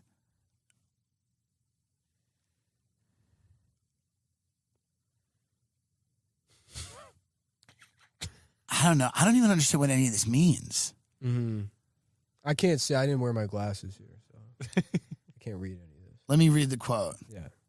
If you don't know who he is, he's the new it boy of shitty comedy, and he's taking a big chance in his career right now to shit on the mostly female audience that he accumulated through social media to sort of kiss up to these pseudo edgelords. And personally, I don't think it's going to go well for him. And ultimately, my producer, Brendan McDonald, the genius, made a good point in saying that he thinks that Matt Rife is actually mobilizing a new generation of comics to push back against what that stands for, much in the way that Dane Cook did to a different time, to once again, be creative and bring new energy and voice to what that doesn't represent. When I tell you I don't know what that means, I genuinely don't know what that means. Also, I mean, I the genuinely have no comparison idea of what Matt this Rife is. to Dane Cook, I But don't even really see it. The only comparison that exists is Dane Cook was popular and that bothered Mark Maron. Right. It's not like Dane Cook Right. was an edgelord. No, Dane Cook was a guy that was on stage being like, bees are crazy. Yeah, no, he wasn't. Can you imagine being stung Yeah. by bees? Luggage, You know, yeah. Right, yeah. I mean, it was fucking harmless. Yeah. So I literally show my 10-year-old son Dane Cook Right, bits. the 'cause tell- they're the- Some cartoony. people are too, comedy means too much to them. the tell is all in the comparison. I think Mark's a guy where he's very deadly serious about comedy all the time. And it's kind of like a silly job. And it's like, do we really need to be that serious about it? It's a little... Well, it's funny because it's such like a Gen X. He's like a very Gen X type of guy, right. Which is like, I'm smart because I got Doc Martens on, or Right, something. yeah. You know, like Right. I went to college, pal. Right. You know, it's like, but he does he say anything that's smart? I mean, is the context that... I don't think that's a fair question. Does he? I don't know. Is the context is he supposed to be shitting on things? Did they give him subjects to like fucking rant on? Because in that case, I'll give him a little bit. I think it's healthy though. Here's what I think is healthy about this. I think it's healthy that you got a guy out there going, okay, fuck it. I don't like this. That's fine. That's healthy. Of course. All of us, by the way, have that every day. But People this hate is us. this is presented as in like we've checked in with the comedy Godfather. What is to this get- even? Who's right? What article is it? Go up. It's Go the up. Vox. yeah. The Daily Daily Beast. Daily Beast. The Daily Beast. And Vox. Vox also. I mean, like, right. And Huffington Post. Sure. And this is by Sean L. McCarthy, who came to my Oh, show that- at Carnegie that- Hall that and guy- didn't write about it. Thank you. That guy stinks. Yeah, so Oh, is that the comics comic? The That guy's- comics that comic. guy And I mean this. sucks. I've mean- always hated the comics comic. That That's guy- what I mean. It's like, who cares? That's such guy- a fucking herb. He's the He fucking makes, worst. by the way, he makes the New York Times guy that I also have certain issues with, Yeah. Zinnemann, look like the greatest journalist of all time. The comics comic makes Jason Zinnemann look like Cy Hirsch. He's one of the most smug guys in the world. He used Yeah. to show up at shows and he'd be like, well, I used to be a comedian. Yeah, he's a cunt. It's like, He's a cunt. He was on Bobby Yeah. Kelly's podcast. I And don't now remember what? what Now my what he issue did? was with him. He wrote some shit about me a while ago that was kind of shitty, and he was just like kind of condescending and cunty with it. And I'm like, dude, like, just go fuck yourself. You're like just a person who's trying to be a comedy critic. Mm-hmm. Like, just that's your goal. That's fucking psychotic. well, also the name is ridiculous. To brand himself as, well, I'm the comedian that all the other comedians are like, this guy's the fucking best. Well, this is what I mean. So this is the guy that wrote the article. Yeah. And now it's like, what? Like, I mean, his name might as well be, I'm the best comedian. right. That's how he brands himself. As I'm the comedy journalist known as the best comedian. I've decided to do journalism instead. Right. I'm the greatest comedian. Yeah, I'm the one. I'm the comics comic. Yeah. But yeah, I think that's. He was like a step above Patrick from The Stand in his old vlog. Like that's like. I think it's a step below Patrick. Yeah, maybe. No, be honest. Patrick was great. Patrick just liked comedy. Patrick liked comedy. No, Patrick's. But I'm just saying, like in terms of how to take it seriously as journalism. This whole new thing where everything's got to be a beef is stupid. Oh, I hate it. Comics are not beefing with each other like that. It's not rap. It's none of that. No one cares. Everybody's old now. Everyone's old. Everyone's 40. People are like going to the doctor. Like, Yeah. I'm not still. yeah, you're still not. I need to. Like, that's the thing. Nobody's in the streets like that. That's the reality. Yeah. People just don't like each other. Anthony Jeselnik doesn't like me because I did that thing about when he went after you guys. I defended you guys. Yeah. He doesn't like me. That's fine. No one cares. Yeah. Yeah. No one cares. You're not supposed to like everybody. We're not supposed to be friends with every person we know. If you like, if Doesn't you're matter. a person that you like everybody, you're a liar. You're just Right. a phony. You're not a real person. So the reality, I respect that Marin doesn't give a fuck and whatever he's right or wrong about. It's just like you need a cantankerous guy to when something new comes along to go fuck that. You need that guy. Yeah. Now you don't have to be that guy, but somebody's got to do that. Somebody's got to do that. You know, I don't think that's necessary. You don't think it's necessary? No. Why? Well, it's sort of a contradiction. If like people aren't beefing, that I mean, it's literally. Well, here's the thing. It's not. This isn't even a beef. Yeah. This is an old comic who hates everything and everybody. That's the thing he's been doing for 30 years. so he's just doing his bit. Then. You know what a hot guy comes and goes, I'm filling theaters with women, and this guy's going to go, yay. No. Right. His whole... Well, he doesn't have to go yay, but it's His- like it's his like whole it's, thing. You know what it is, as a we have to comic, check his whole thing. we We gotta did the State of the Industry address at JFL for years. His whole point was that this entire industry sucks and everyone in it sucks, and every decision everyone makes is wrong. So that's been his thing forever. yeah. That's why I don't find it like inconsistent. I just, when I started in comedy, in a weird way, this is just the way that I've always thought of it. It's like there's us and them, and I kind of root for comics. You kind of see somebody like Matt Rife. Yeah. I watch you blow up. I watch Shane blow up. I watch Andrew Schultz blow up. You're like, oh shit, dude! Like this is like good for comedy overall. It's all good for comedy. Yeah, exactly, because it'll lead to ticket sales for It's other all people. good for comedy. Yeah, I don't. Even if you're nothing like him, Especially the fact like that 100%. It was sort of how it always was. Like I didn't really understand the whole comedy beef thing. It was like when I started in comedy, it was like everybody came from a different background. You had college graduates, you had homeless people, you had old ladies, you had all these different types of people, and we all just came to do the same thing. And it was just about just getting funny. And when I watched somebody like Matt Rife blow up, even if I don't know his comedy well enough to have a real opinion on it, but even if I didn't like it, I'd go, fuck it, dude, good for him. He's fucking killing it, selling out massive. There's not 1 ounce of me that has any negative things to say about anyone blowing up, really. Yeah. You know? I think it's funny when you are a comedian, your job is to kind of make fun of culture. So, Lewis, you brought this up. When a comedian gets so famous that they become part of culture. Yeah. It's like when Amy became just a celebrity. Pete Davidson. Yeah. Pete, That does I love change. Pete. He's such a sweet kid. Like but whenever, it's like part of my thing is that everyone I know Are you is still going to, are you still friends with Amy? I don't think we were ever friends. Oh, really? We've texted. Yeah. We've texted. With the Israel stuff, I'm like, good for you. I like, because here's my point. Not necessarily what everything she's saying. I will say that if you have that amount of money and do whatever you want, say whatever you want, go out there and say whatever you want. If that doesn't buy you the like opportunity to piss everyone off or a lot of people off, what's the point of it? You know? And I did think that she was like going on lighting stuff on fire. And I thought that was kind of good. As a comic, I was like, good for you. It didn't seem like she was being cautious and calculated with that stuff. Now, it doesn't mean she was correct, but it did feel like she was like, hey, I think we should kill them all. If you have fuck, she was like tweeting, like, kill them all. It's like- like, well, if you have fuck you money and you don't say fuck you once that's in the a whole while, point. that's That's the crazy. point. The That's point what is- Rogan, when they came after Rogan with that N-word compilation. but that's a different story because here's the deal. he's not a guy that he doesn't. I don't think he thinks white people should go around willy-nilly using that word. Willy-nilly? Yeah. Willy-nilly himself. The black guy. Willy-nilly is okay to use it. I use whatever But word Joe, I like, want. I don't think is, you should be calling Yeah. willy-nilly that word. I don't think Joe is. I don't think Joe Joe called is, willy-nilly the N-word. Yeah, Joe was. I think Joe was literally going, I regret using that word. Realistically. Yeah. I don't think he was like, I have to fold for Yeah. Spotify. I think he looked back on it and was like, ugh.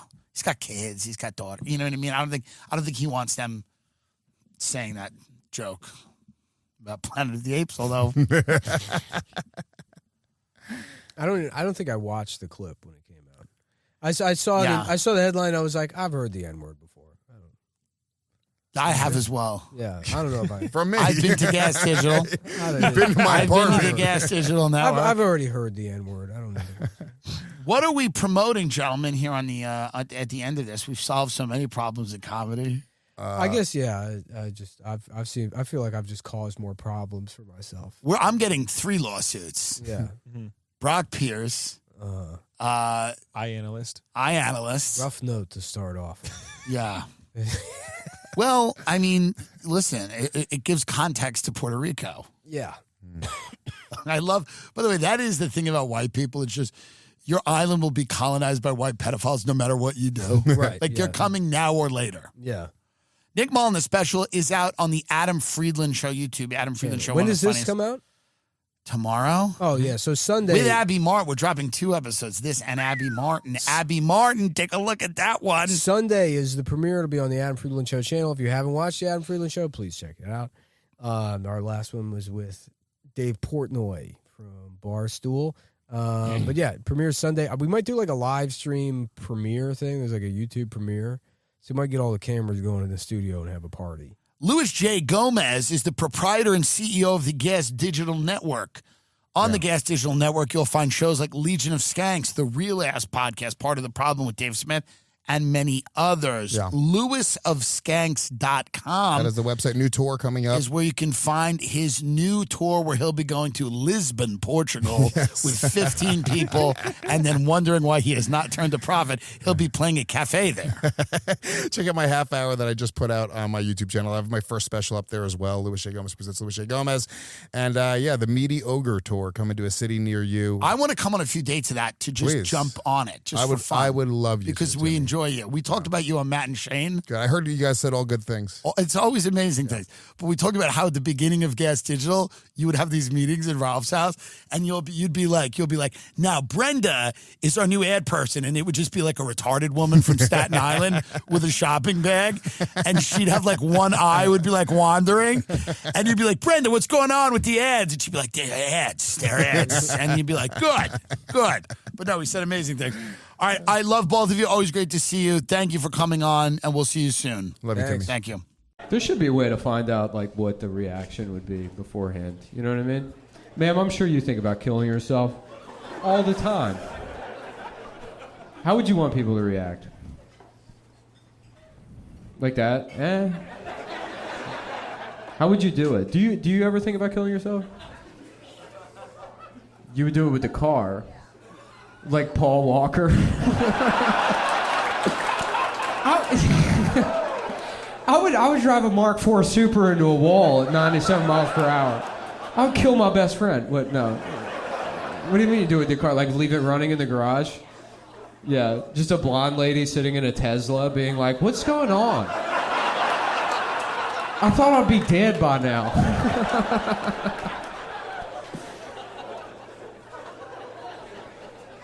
That's cool. Yeah, my ex-girlfriend, she told me one time, she was like, yeah, my best friend in high school, her rich dad killed himself in the garage in his Porsche.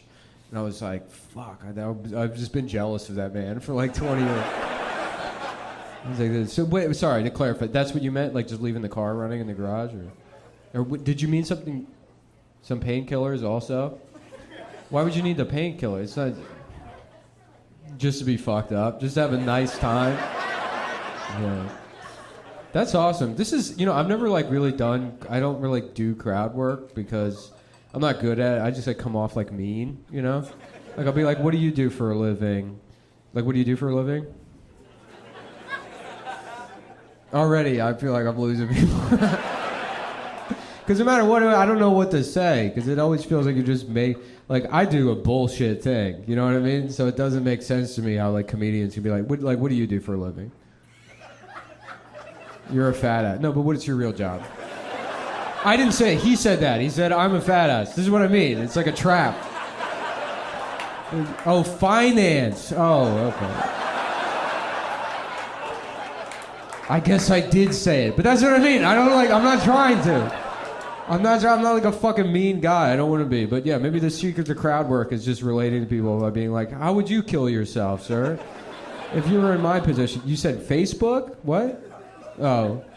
How do you kill yourself with Facebook? I guess that's what January 6th was, right? That's right.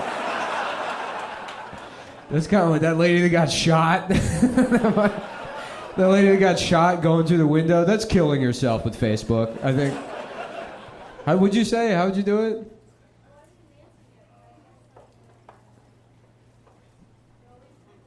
Mm-hmm. Going to the woods with a guy. Oh, this is like a feminist thing. I would go on a date with a man and not watch my back. That's how I would. Statistically speaking, what I would do is I would marry a police officer. If I wanted to kill myself. Oh, man. No, sorry. You going to the woods with a guy and then... Yeah. Mm-hmm. Go on a hike, yeah. Well, what were you gonna say though before I rudely interrupted you? Oh, okay. You know what's funny? You mentioned that, and I'm already putting together a shopping list at REI in my head. I'm like, ooh, I'm gonna get a nice tent and one of those Yeti thermoses. You know? Okay. Sir, you wouldn't kill yourself? Probably with a gun. Yeah. This is gonna peter out. This is gonna just be me going around the room, and then eventually it'll get pretty dark. Is this a big suicide town? Do people like kill themselves here? Is it? I have no idea. I went downtown today, and it was like probably. You know, I don't. It's all like the tourists. It's funny because like that's the other thing. I don't really do like the crowd work thing because I think it comes off like dickish when I do it. I guess I don't know. But then also comics, you know, you like go on the road and you go to other cities and you pick one thing to make fun of in the city. Like you go to St. Louis and you're like, nice fucking arch. You couldn't even afford a whole McDonald's. You only got half the thing. You fucking mongoloids, you know. And then people eat up. They're like, call those fucking idiots, and they love it. But I went down today and saw this scene downtown, and it's like I just feel like bad. I just feel bad for this place. Like it's like so like this like beyond secondhand embarrassment. Like what's going on? It was like rainy. It was like shitty and overcast. It was 9:45 a.m. No church bells to be heard. I saw churches, no bells. Just the chains of those like pedal trolleys. The fucking however that business works. Like the whole process of coming up with that business and inventing it like was done drunk, right? Like just somebody being like, what if the fucking everybody has to drive to the bar. That's the thing. Everybody's drunk driving it, so the cops don't know who to blame. They don't know who to pin it on. It's fucking everybody. This is just a Joe Biden impression. Nobody knows who to blame. Back in the day, the bar used to be outside. I remember when the bar was a bicycle.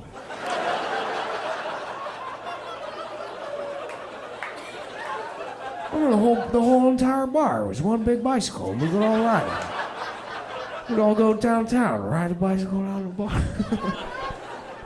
The fucking drama yesterday with that there's like some TikTok of like an Indian nightclub, and some black dude like quote tweeted and was like, y'all know how bad this place be smelling.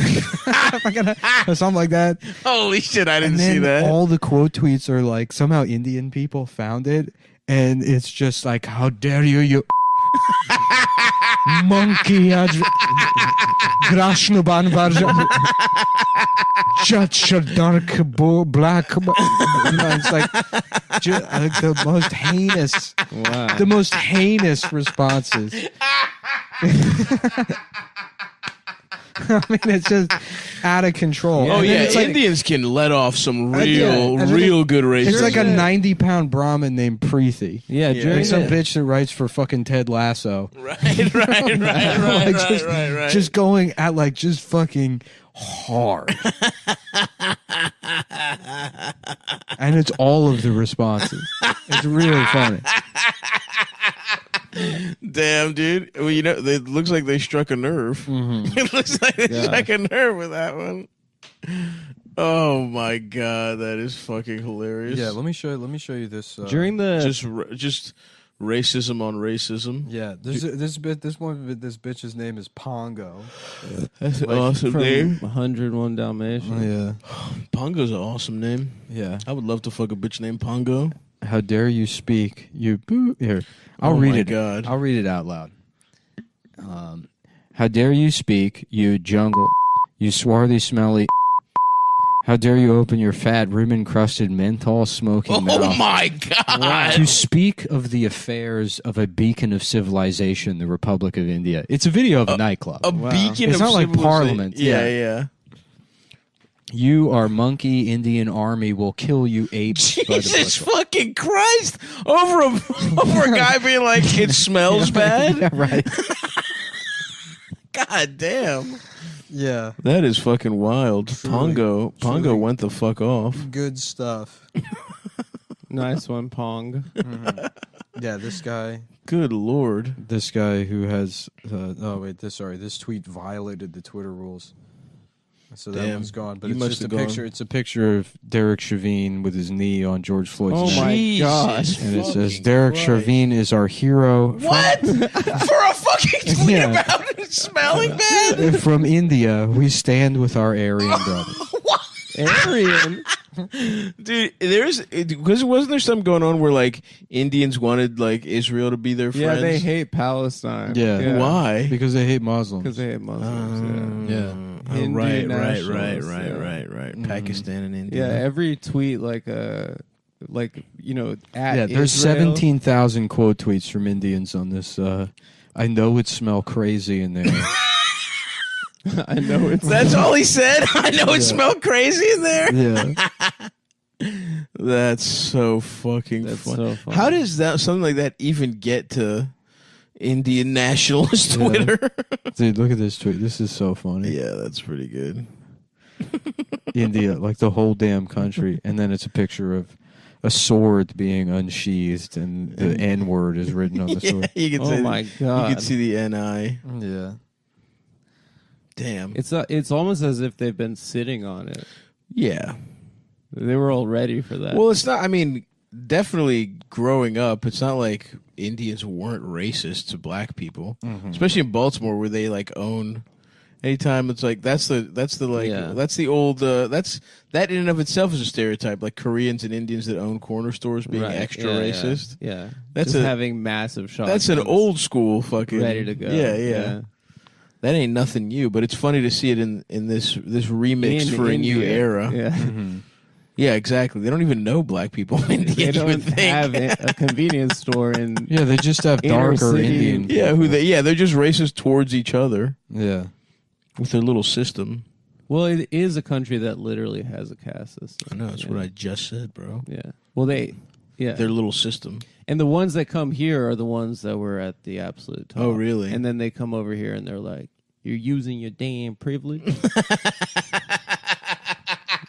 When they were literally like getting their, Damn. they were I didn't literally, even like, think of that. They were literally getting their asses washed. Yeah, Street people By a by dark-skinned slum guy. dogs. Yeah.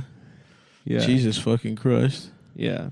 Damn. I definitely did have. There was one of the most annoying kids I've ever met in my life was a kid who said he was like, was Brahma the good one? Brahman's the top class. Yeah, he was a fucking piece of dog shit, and he just completely like became like a fucking like Howard County, Maryland bro. I know it smells like shit. Oh my god. Jesus fucking Christ. I won't read it, but they're invoking the slave ships in that tweet. Oh Everyone my at God. home. Yeah. Well, even just like even the like sort of the circumstantial or inconsequential words in these tweets are racist in their own. I mean, it's a level of racism I've never even. It's uncut and pure. It's making me very almost, uncomfortable. It's like perfect. It's like you know when. It's almost like when you nut and she keeps sucking, where it's like it's like too intense. Yeah. You have to look away. I know it smelled like shit and piss when you forest slave monk. Jesus I mean, fucking- it's a slave monk, and then the N word. We're getting transported for 5 doubloons in the 1500s, but it's like what the fuck are doubloons? Yeah, they're like pirate money. It sounds like racist money. Yeah. Doubloons. Like you thought, once you drop the N word, it's like you're done. Like you already Racism wise, you maxed out. You kind of maxed out, and then this guy finds a way to just take it a little even like further by coming up with the type of money you use to buy black people. I also like that he censored. He put an exclamation. well, point. that's so you don't get suspended. Oh, really? Yeah. That works. I mean, it's pretty obvious what he's doing there. Yeah, I mean, the amount of tweets that get reported a day, it's not Interesting. like honestly, it's like when these tweets get reported, it's going to this guy's fucking cousin in the call center next door. He's like, what does exclamation point mean? Looks good to me. I will call my cousin Vikram, who does not have job because his family owns Taj Mahal. What he meant by this? Jesus Christ, that is some truly fucking wild racism. On You're display. reading these tweets right now, like F. Murray Abraham and Amadeus. Nick is like going through the sheet music. It's He's perfect. Like, no mistakes. No mistakes. These are first drafts.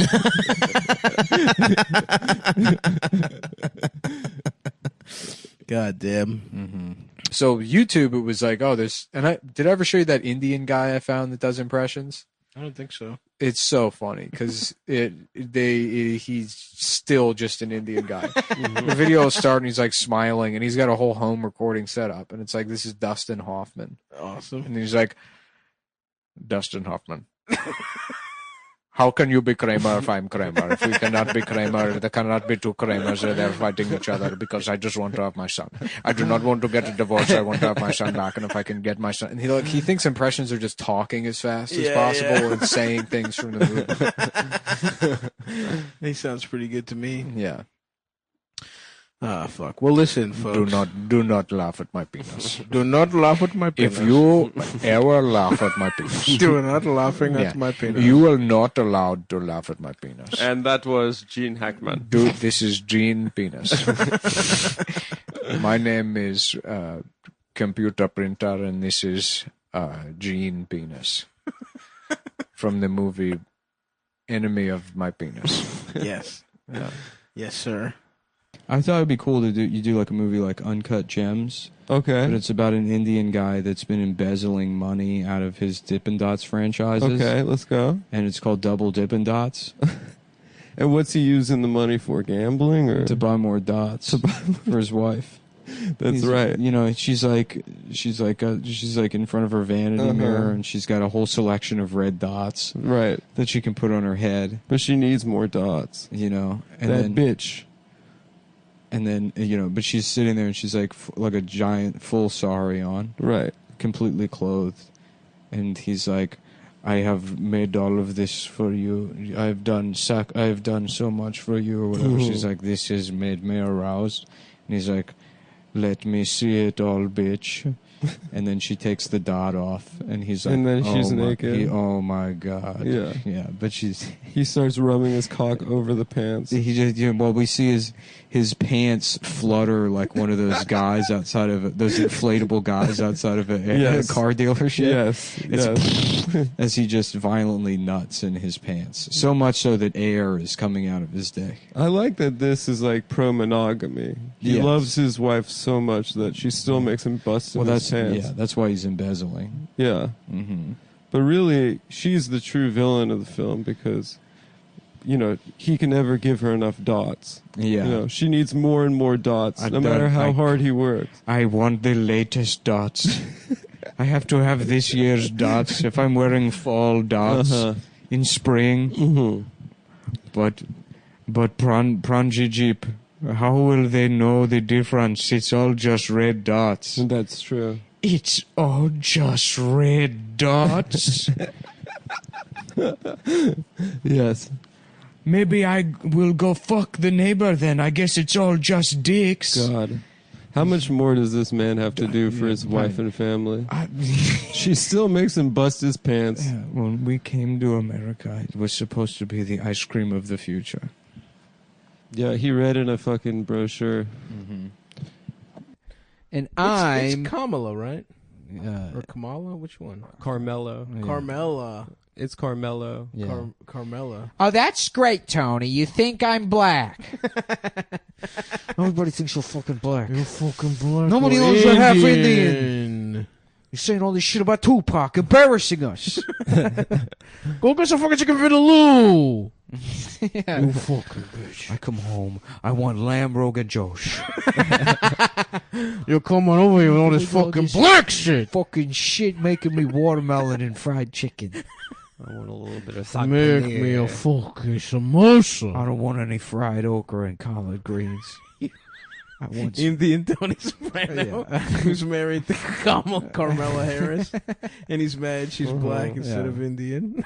Christopher. When I tell you to meet my strip club, I don't mean that do it in 30 minutes. What is the matter with you?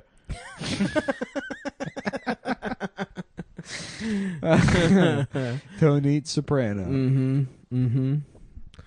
Very good. Very nice stuff there. So it's promo code what? Wake up in the morning, have a gun. Have a gun to yourself. Can't wait to drive on the Goebbels Bridge.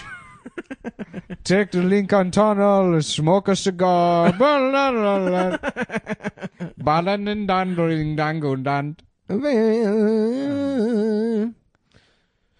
Damn. Mama always said you'd be married to someone. Married at 12. You're going to be married to the Sopranos.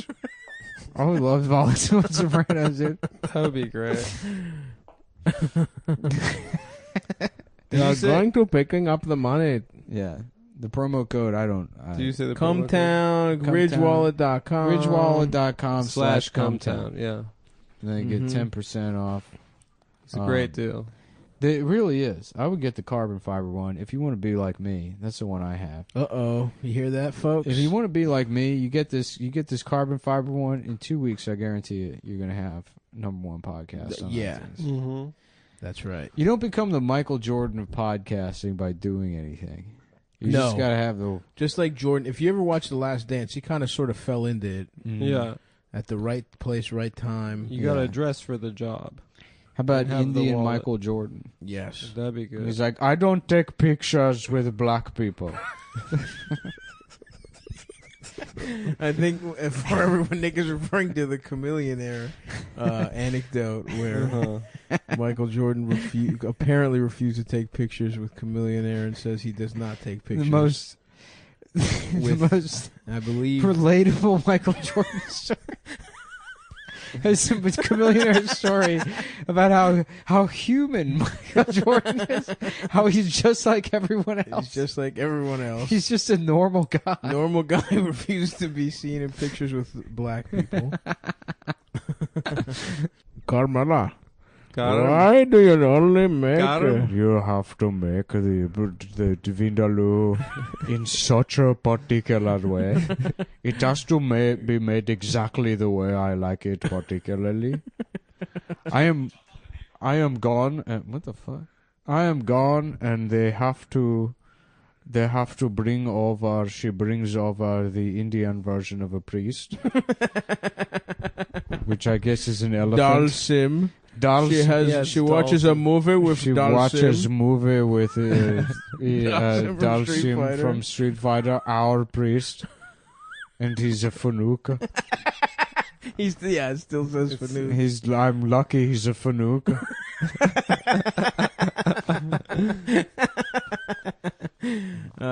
Dude, my favorite part of Sopranos, the best joke is when Tone, maybe tone down the Indian stuff. stop being so Indian. Sal, I do not have time for I this. do not have it.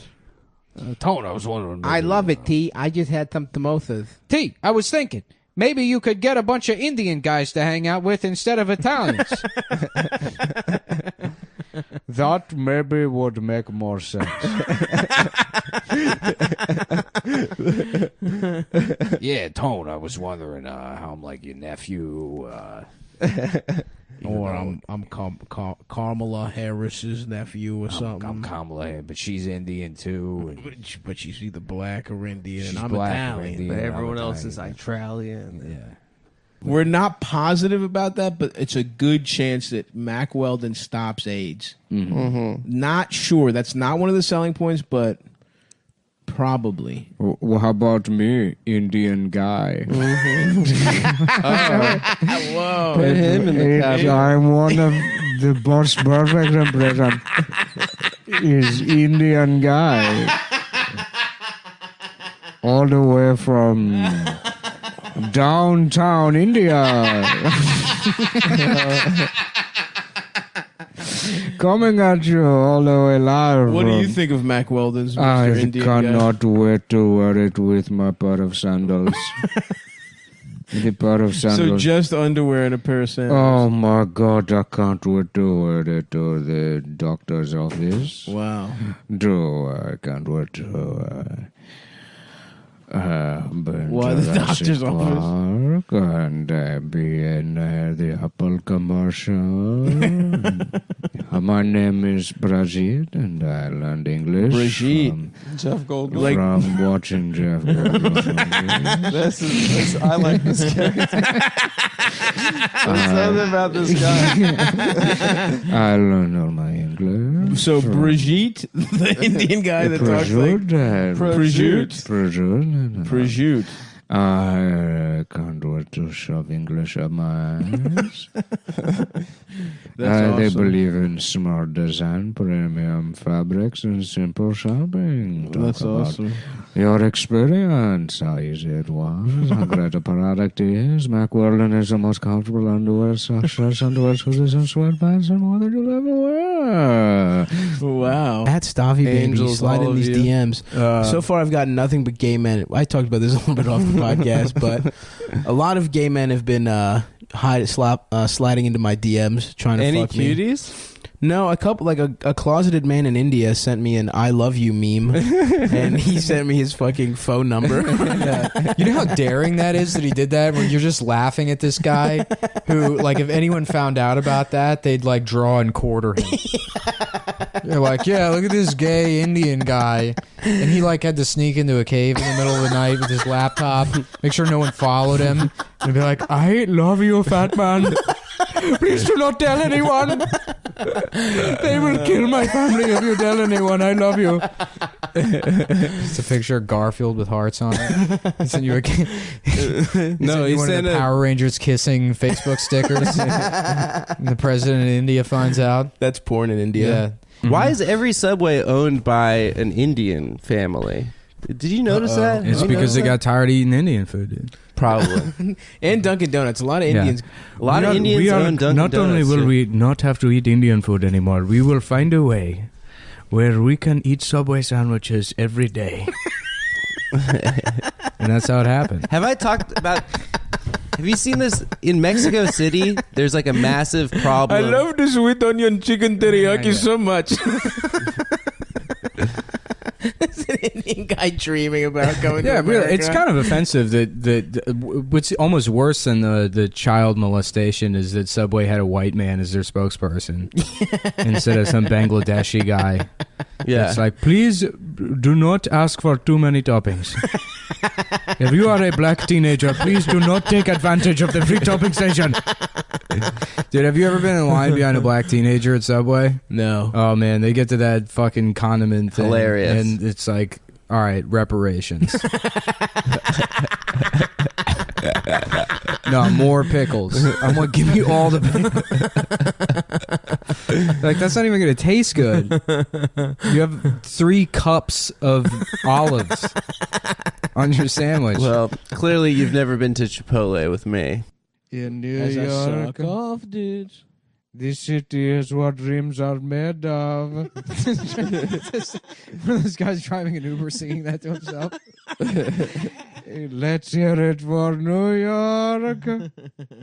These lights will inspire you. Just paying off his $9 million taxi medallion. Poor fella. Yeah.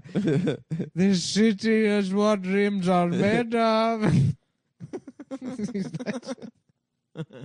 Let's hear it for New York. I think a lot of Indian men are fans of Alicia Keys. Yeah. How about thirst responders? And it's like, yeah, I went down there and I knew there was going to be women ready to have sex at the towers. It's like a plane full of women wanting dick crashed into the Twin Towers. Instead of Muslims, it's Indians that do 9/11. And they're like, is that the baby John in the window?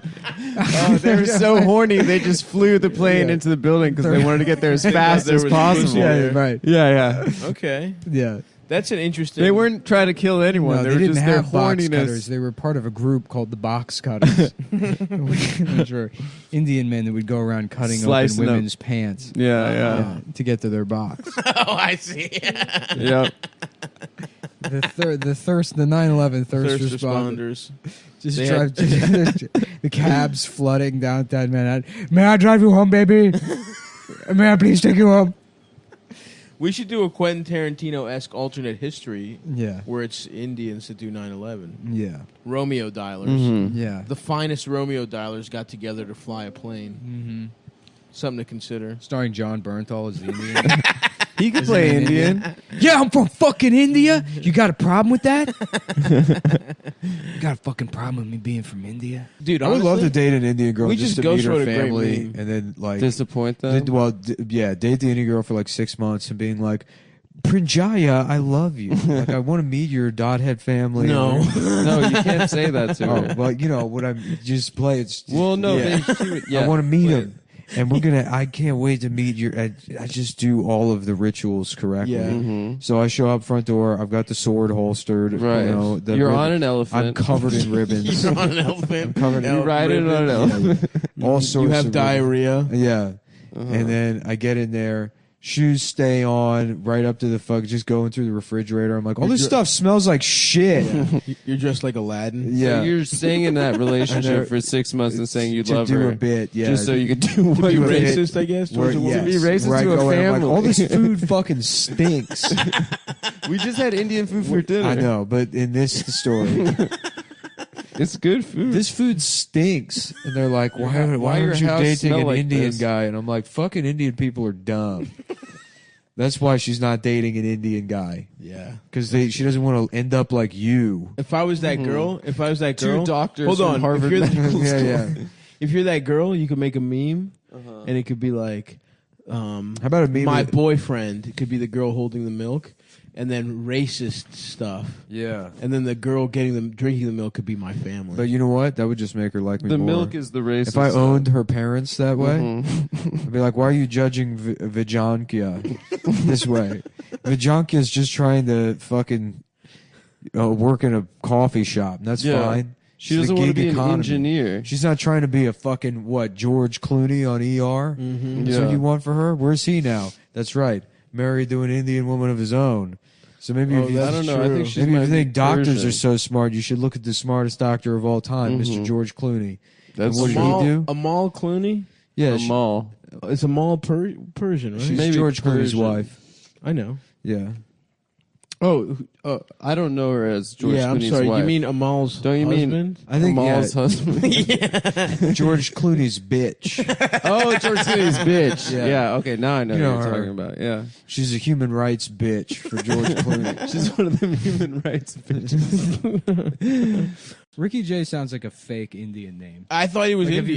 If you called the call center, they'd be like, "Hi, hello, my name is Ricky J with Verizon, and I'm here to help you." Yeah, come on. Yeah, all right. I know that's not your name, Ricky. Sanjay, that's not your name. Ricky J. I think Ricky J could just be an Indian guy's name, actually.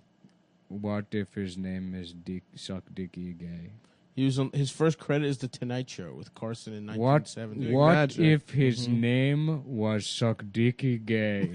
Yeah. Sorry, I missed that one because it was in an Indian guy's voice, but yes. What if?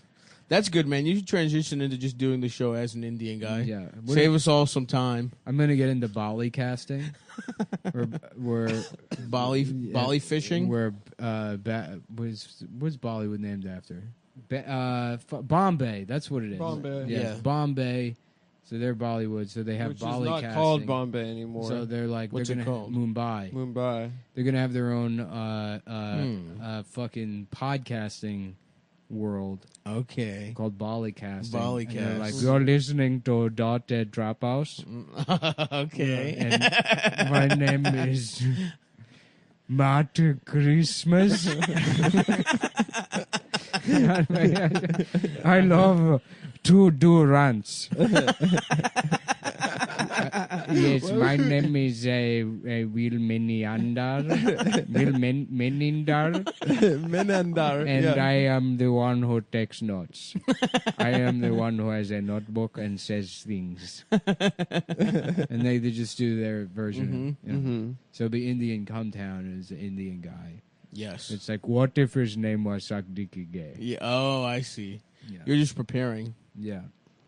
Will you sell the right? Now, does Bollywood buy the rights and everything, or they just make that shit bootleg? I think they do their own shit. That usually. But nah, they make like versions of American movies. Do they? But with way more dancing and shit. Yeah, they do Jai Hos and stuff. Yeah, so we will do the same podcast, but instead of ad reads, we do dancing. And we'll play. Oh, there's two more. Adam has a small dick. Adam has a large ass. I gotta go to Getting antsy about the time, huh? So I have to go to therapy. You gotta go to your You therapist. gotta go to little dick therapy. I go to therapy. I just And take be my like, pants off, and he says it's not terrible. I have no GF. You're like, oh yeah, I'll definitely talk to you about that for $200 an hour. That's not how much definitely it a costs. And therapy that's not. problem. That's not what I talk about. That's definitely a needing I talk about therapy deeper kind of things. problem. I talk about things about no Like space? Yeah. No, I talk about existence and that kind of stuff. Space, the Einstein- final frontier. Like how big Einstein's pussy And is? things that I read. These you know? are the voyages smart shit. of the Starship Enterprise. Mm-hmm. Its mission to boldly say Its mission. Should the you N accept it? To find its mission to seek out new life and baby gels. Okay. Captain's log, stardate 2861. On our quest to the Gamma Squadron, we have still not found a girlfriend. We are pursuing a distant distress signal all the way in the Delta Gamma Sphere. That is perhaps a baby girl whose car broke down or who she needs boyfriend to maybe meet her and give her a kiss.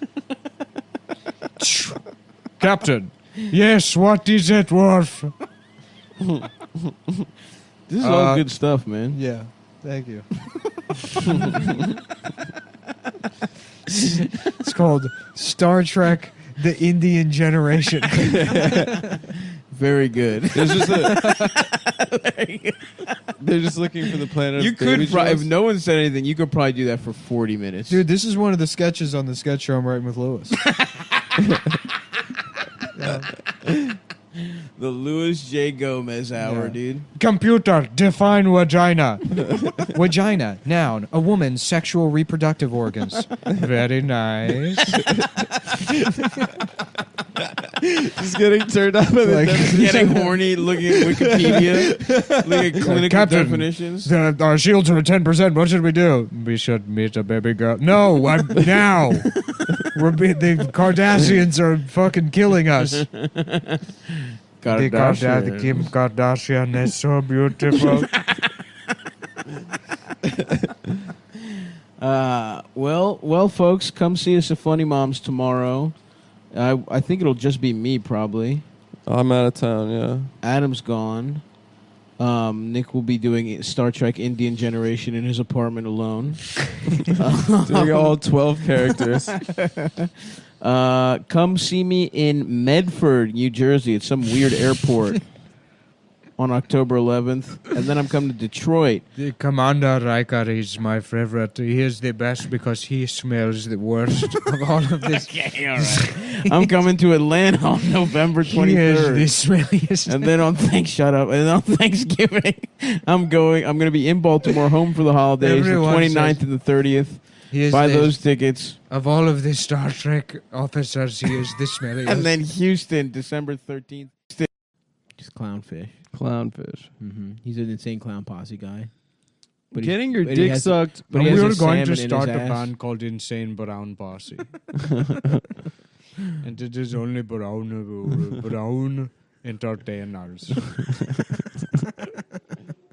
That's a good idea. Yeah, it's Mindy Kaling for Kumail Nanjiani. Of course. And the 17 other people that are just different versions of those two. Nah, dude. You know that the Beatles were singing about that? That was a mark of the times for sure. I was laughing. Imagine like Indian guys seeing that movie yesterday. And then there's like a bunch of Indian guys going around that just love the Beatles now. They're like, man, the Beatles is so very good, man. Have you ever heard of the Beatles? Why the fuck in the span of like 3 months there was that movie and then that movie about the Indian guy that loved Bruce Springsteen? Shouts out to everyone who came out to Indianapolis, Fort Wayne, and Louisville. Now, do they got Indians there? Yes. Because in Greek, Indianapolis means Indian city. That is... it just means Indiana City. It means Indian city. Indian. It means Indianapolis. So it's where Indianapolis. Yes, it's where the Indian It's a bunch Navy. of Indians with just boat shoes on. Yeah, walking around, with salmon shorts. Yeah, yeah. I didn't know they had an Indianapolis. Mm-hmm. He's like, let's get some fucking crab cakes. Who wants to go to the Reserve Officer Club and get some fucking crab cakes? Oh, yeah. Fuck yeah, man. I can't wait to go to the old-timey post office and get a quill pen. I'm trying to sail my boat. Yeah. No, I'm from Indian Savannah Park. I'm from Indian Glen Burnie. I am... Oh, we struck a rich vein here, brother. Yep. Finally they've met, dude. An intersection. We get to do Maryland. Wow, dude. This podcast just bought itself 2 extra years of life. From Indianapolis.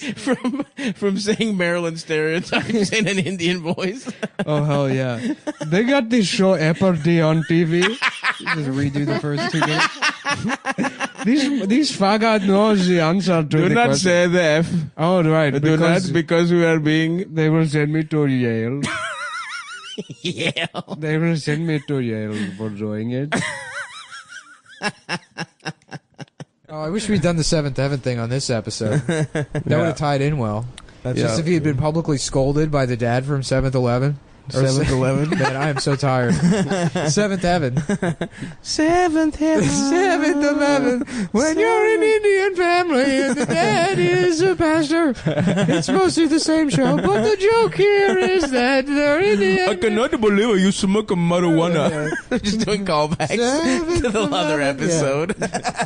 It's really no thought went into this sketch at all. Seventh of Heaven.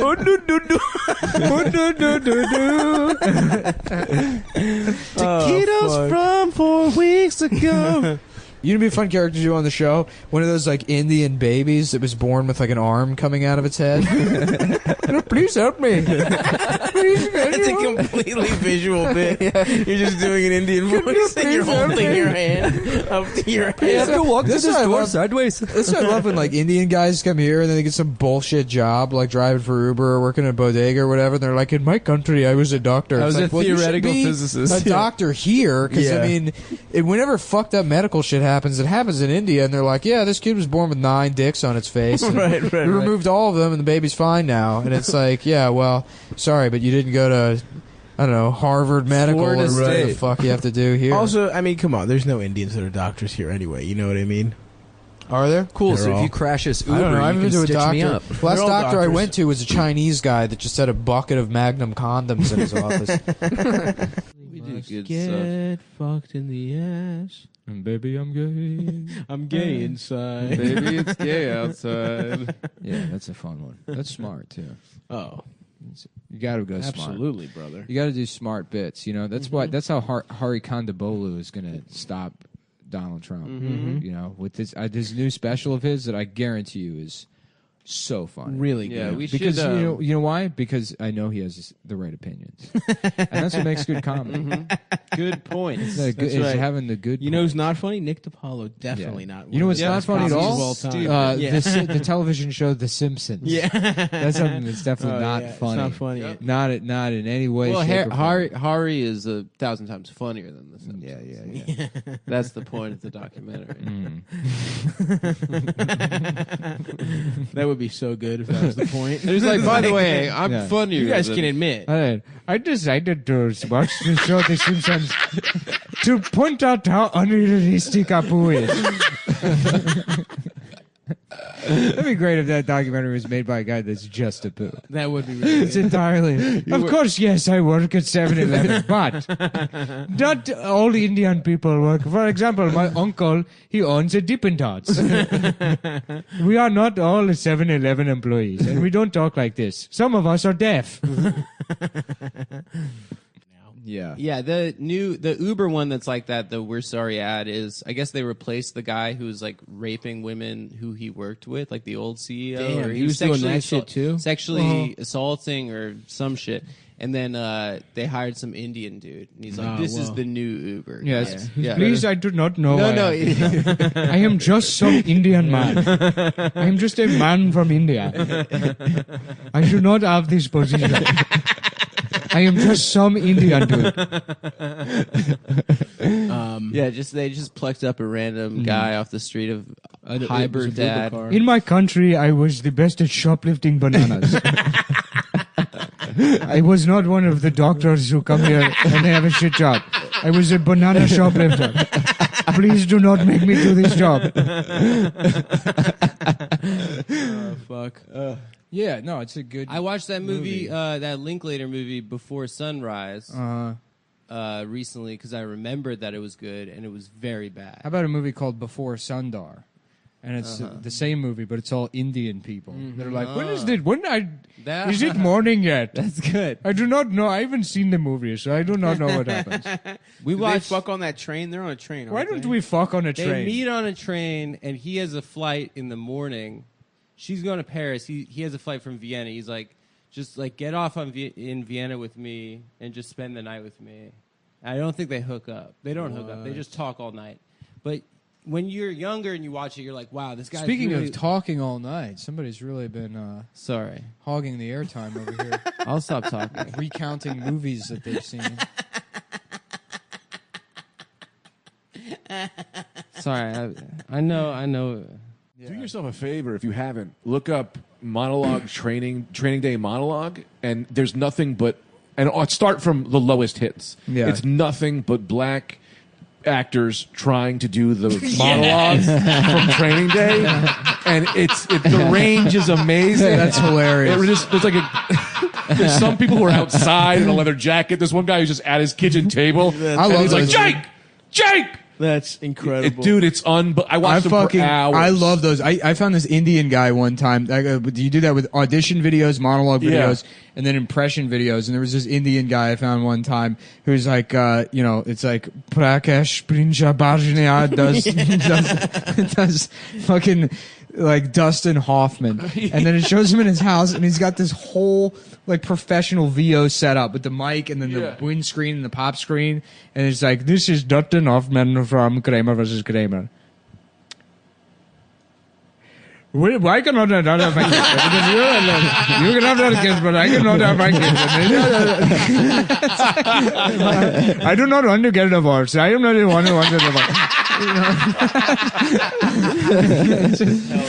Just so far off. Yeah, when to get divorced. That's incredible.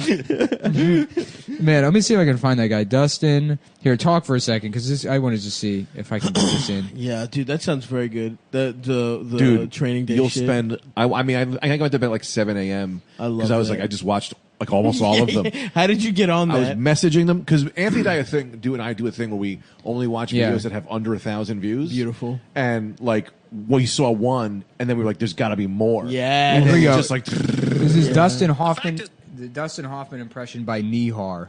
For the past 6 months, I've been spitting blood to get this agency one of the biggest accounts it's ever had. At 5 o'clock in the afternoon, we got the account. At 8 o'clock, I come with the vice president who says I'm going to be the next creative director's department. I come to the door to share with my wife what happens to be one of the 5 best days of my life, and she looked at me and says, "You don't want to live with me anymore." Is that his Dustin Hoffman? That's his Dustin Hoffman. He was setting it up. That's incredible. It's Kramer versus Kramer. The fact is, for the past 6 months, I've been spitting blood to get this agency one of the biggest accounts it's ever had. At 5 o'clock in the afternoon, we got the account. Come with the vice president who says I'm going to be the next creative director's department. I come to the door to share with my wife what happens to be one of the 5 best days of my life, and she looked at me and says, "You don't want to live with me anymore." wow. Yeah, no, his YouTube is Nihar the Artist. Hell yeah. And he's just got a million of these. And ask him who's. Ask him about Bert and Ernie. Yeah. Go to Call him DM Nihar. Ask Here we him go. who gets fucked. Here's his Bert or Ernie. His video, 5 Hollywood impressions in 2 minutes. Yes. So hell yeah. I'll play all of these, and then we'll guess which ones are which. Okay. Mr. Dewey, Truman Capote from the New Yorker. Mr. Dewey, I wonder when we could arrange an interview. Sometime to talk. Oh, it's the hottest when someone has a notion about you. It's impossible to convince them otherwise. Ever since I was a child, folks have thought they had me pegged because of the way I am. You know, the way I talk. And they're always wrong. Incredible. That I cannot do. We've known each other many years, but this is the first time you ever came to me for counsel or for help. I can't remember the last time you invited me to your home for a cup of coffee. Even though my wife was a godmother to your only child. I want to know what happened to the plans that they sent you. You are part of the Rebel Alliance and a traitor. Take it away. Last night we said a great many things. You said I was to do the thinking for both of us. Well, I've done a lot of it since then, and it all adds up to one thing. You're getting on the plane with Victor where you belong. This is fucking incredible. You've got to listen to me. Do you have any idea what you'd have to look forward to if you stayed here? 9 chances out of 10 we would wind up in a concentration camp. Funny how? I mean, what's funny about it? Oh, Anthony. He's a big boy. He knows what he said. What did he say? Funny how? No, I don't know. You said it. How do I know? I mean, these are like a little bit better than like the. That's all unbelievable. They're all just kind of close enough that you kind of get it. Well, you wouldn't recognize it, but do you know what the first one was? No, I missed the first Philip one. Seymour Hoffman. Truman Capote, right? Yeah, Truman Capote. Yeah. But like all of the impressions, you can't do an impression and be like, you know, like, hey, it's me, Robert De Niro. Here I am. Here comes fucking Robert De Niro. You know, man. Fuck. People are like, is that Robert De Niro? That was wow. incredible. Yeah. Whoa, fuck. Yeah. Did I just... I don't even. Here's me. You do not come to my wedding. You have never come to me before this. And you come to me on this the day of my daughter's wedding. When my wife asks you for sugar, you do not give her. And now you ask me this on the day of my daughter's wedding. As the Godfather, also known as Marlon Brando. Shouts out. So everyone, guys, please go check out the Rad Dude Cast, and more importantly, Nihar's impressions on YouTube. and just absolutely abuse this guy. No. Just blow up his comments. Only Adam is saying that. Yeah, just ruin this guy's life. All right. Dox him. That's All the right. show. Come see me in Chicago, Detroit this weekend. Come see us in Australia next month. Thank you. Goodbye, everyone. Bye-bye. Goodbye. Anyways, he goes So, yeah, to he got Mack Weldon MacWorld.com, underwear. and then his dick comes back to life, and he's like, "Tell you what, folks, while I was up there, I met the big fella."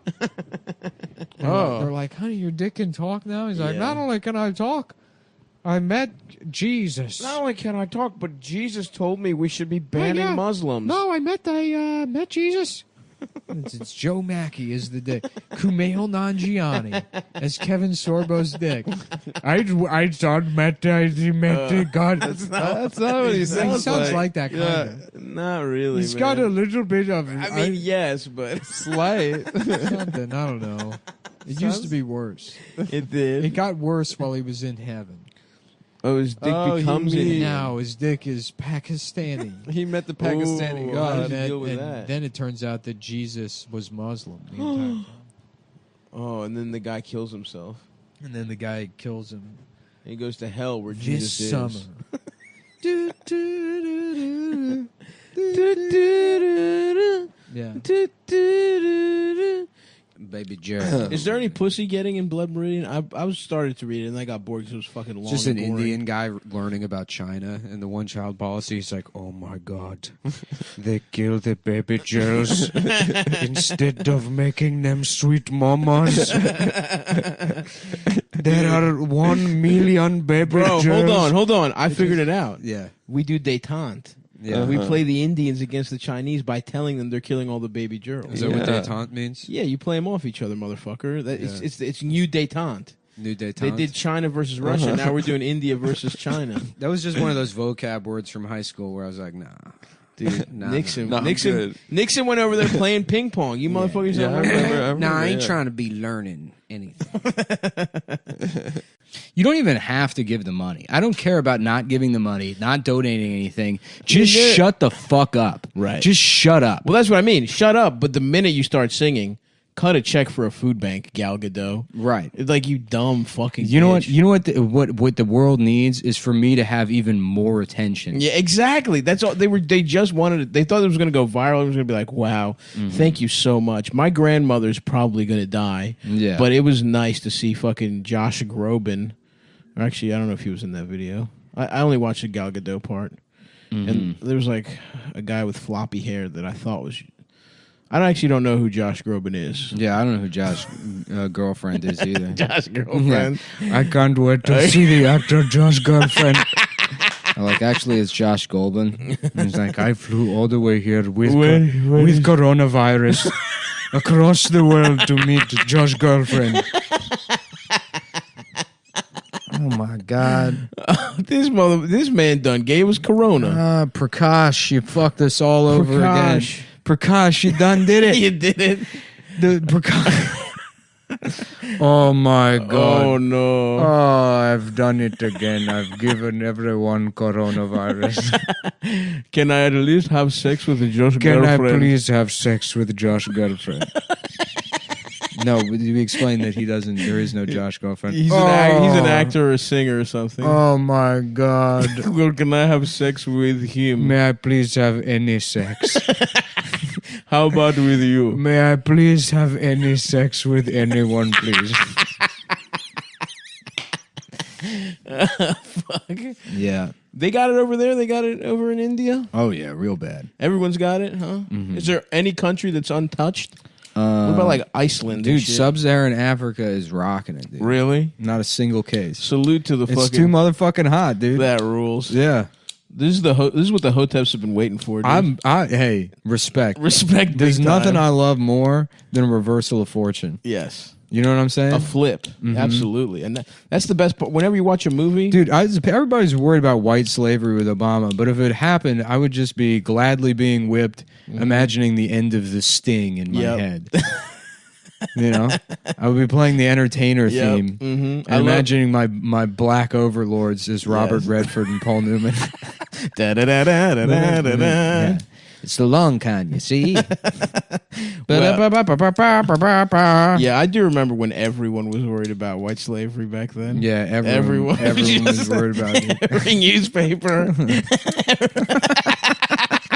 NPR, they couldn't stop talking about white slavery. Shit, we remember 2008. We knew exactly the cards that were on the table, man. We know it was floating around. Good thing the Republicans fought him off on that one. I yeah. got to be honest, dude. Well, yeah, I mean, it made it through the House. They made it through the House, but they couldn't get the votes in the Senate. Yeah. White slavery. It just all it says is the law says it's legal to own white slaves. Yeah. And then how it gets rolled out, who knows? Mhm. You know, If you like your slaves, you can keep them. But you can also buy white ones now. Yeah. We're going to have slaves, and they're going to be white. We're going to have white slave. Joe Biden was ready, dude, to be the white slave.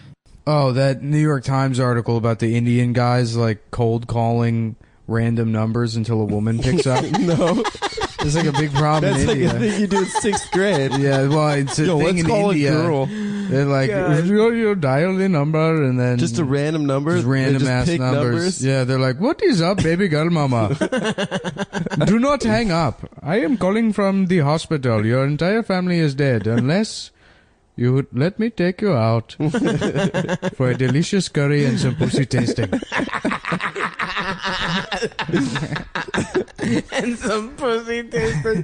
Dude, imagine fucking loving harassment that much. Like, you just fucking like it, you in your to breathe is to harass if you're an Indian. Well, I told that story about walking around. I was walking down like Canal at 2 o'clock in the morning.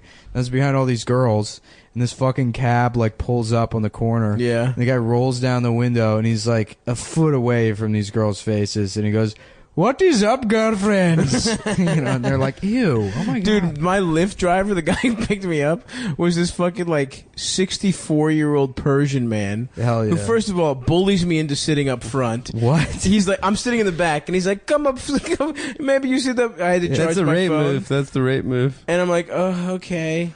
And he's like, I am not gay. I am not gay. I tell you, sit up front. I am not gay. I sit and talk to you like my brother. And then he starts I like that. And then he starts telling me a story. Your family. Yeah, like family. And he starts telling me a story. He's like, oh, you Greek? I had, just before you came in, beautiful Greek girl. I sit, we talk, we laugh. She tell me, and he's like talking about how he's just making, he's like, we have at the end of the day, at the end of the ride, I ask her, let me have your picture.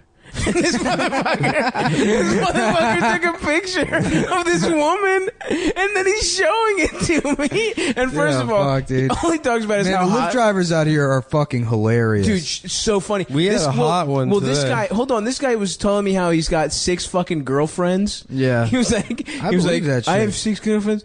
And I was like, whoa, what's your secret? He's like, I have very good sex with all of them. And it was just like...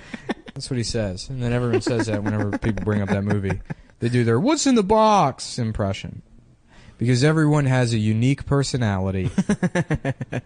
And in no way does everyone, have fun the same exact way.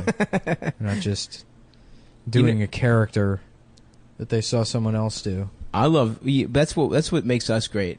Is we always do original ass characters. Yeah, I have one. and we don't like anything. That's what makes us I don't great. like anything, and I have the most original character of all, which is Indian apartment broker. That's a good one. Yeah, it's good. Who can't say the word views. Yeah. Yes, that's a great one. Because he mixes up W's and V's. Yeah, give the people a little taste. So this is one of the greatest apartments in Brooklyn.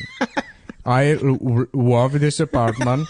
I love this apartment because it has one of the greatest wolves in the city. It's views. It's wolves. I'm sorry, there's wolves in this apartment? It's the greatest wolf in the city.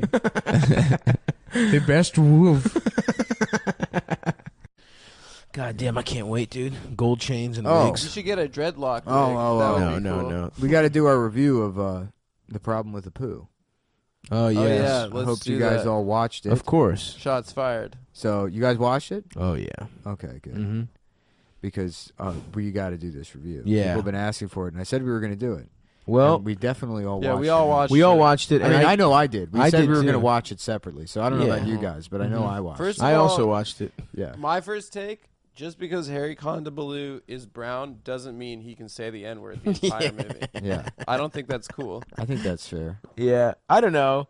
It's not my place to judge as a white man who can and can't say the N-word, but it was weird that there was like 35 minutes of Maggie getting fucked. Yeah, that was strange. And I didn't understand that part. Yeah, I don't even understand what that had to do with a poo. She was, a poo was fucking her in the mouth. She was getting fucked by the bumblebee guy. I didn't agree with where they redid the whole show, but they colored all the characters in brown. Yeah. You know, and this they said this is what The Simpsons should be. Yep. Yeah. Is Homer should be an Indian. And they all were like, Marge, I do not.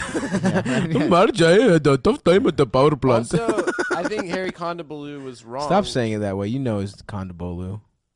That's what I just said. I call him kind of bullshit. You know. What I mean? Harry Condoboloo was wrong to say that all the Simpsons characters that were yellow were Asian. I think that they were just Caucasian. Yeah, that was fucked up. That's fucked up of him to make that inference because I don't think Matt Groening. I thought it was messed up for him to interview Bobby Jindal and suck his dick on camera.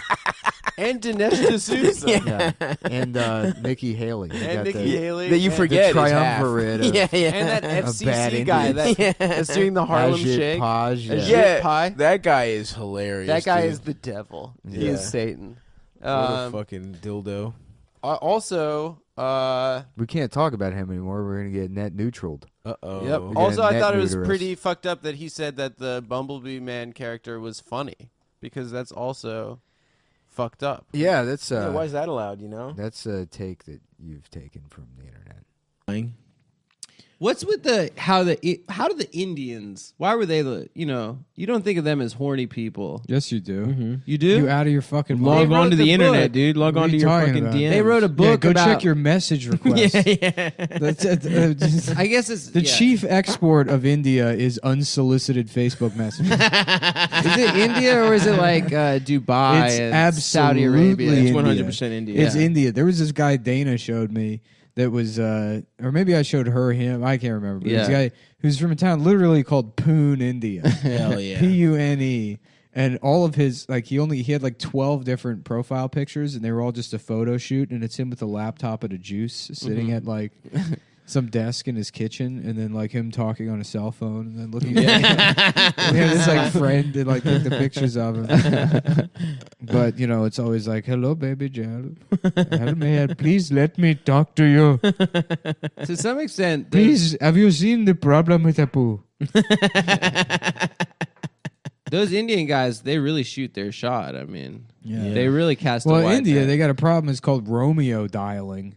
And it's where they just take these Indian men will just take A a random phone, number? take a phone book, and then just go until it's like Call every woman? Just call women. Yeah. Awesome. And be like, "Hello, baby." Romeo dialing is Yeah, a yeah. hilarious word for it. Do not call my house again. Aren't you supposed to not fuck until marriage too in India or some No, shit? You're supposed to be as horny as possible. Who wrote that book?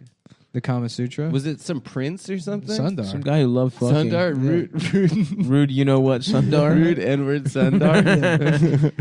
I am now an author as well. That is pretty cool. I am that not they just a wrote rapper, down but how to now I fuck. am writing books. I feel like other countries had it. They just didn't have as good enough printing press at the time. You think it was it was the advancement of the print, but that's Europe, dude. Yeah, but How about as response to a problem with the poo? We have a character on the show. Okay. Named Vikram, who is a rapist. Yep, I like that. He's a horny Indian guy. Yeah. Yep. Who doesn't, He doesn't. But he doesn't work at a quickie. He doesn't work at a quickie No, mart. In no, fact, he's he a doesn't have a job CEO. at all. Oh yeah. Yeah. No, his parents are rich. His parents are rich. Yes, yeah. yes. He's a SoundCloud rapper. Yeah. So he loves Hondas and Yeah. Pua stuff. Yep. Mm-hmm. Something like that.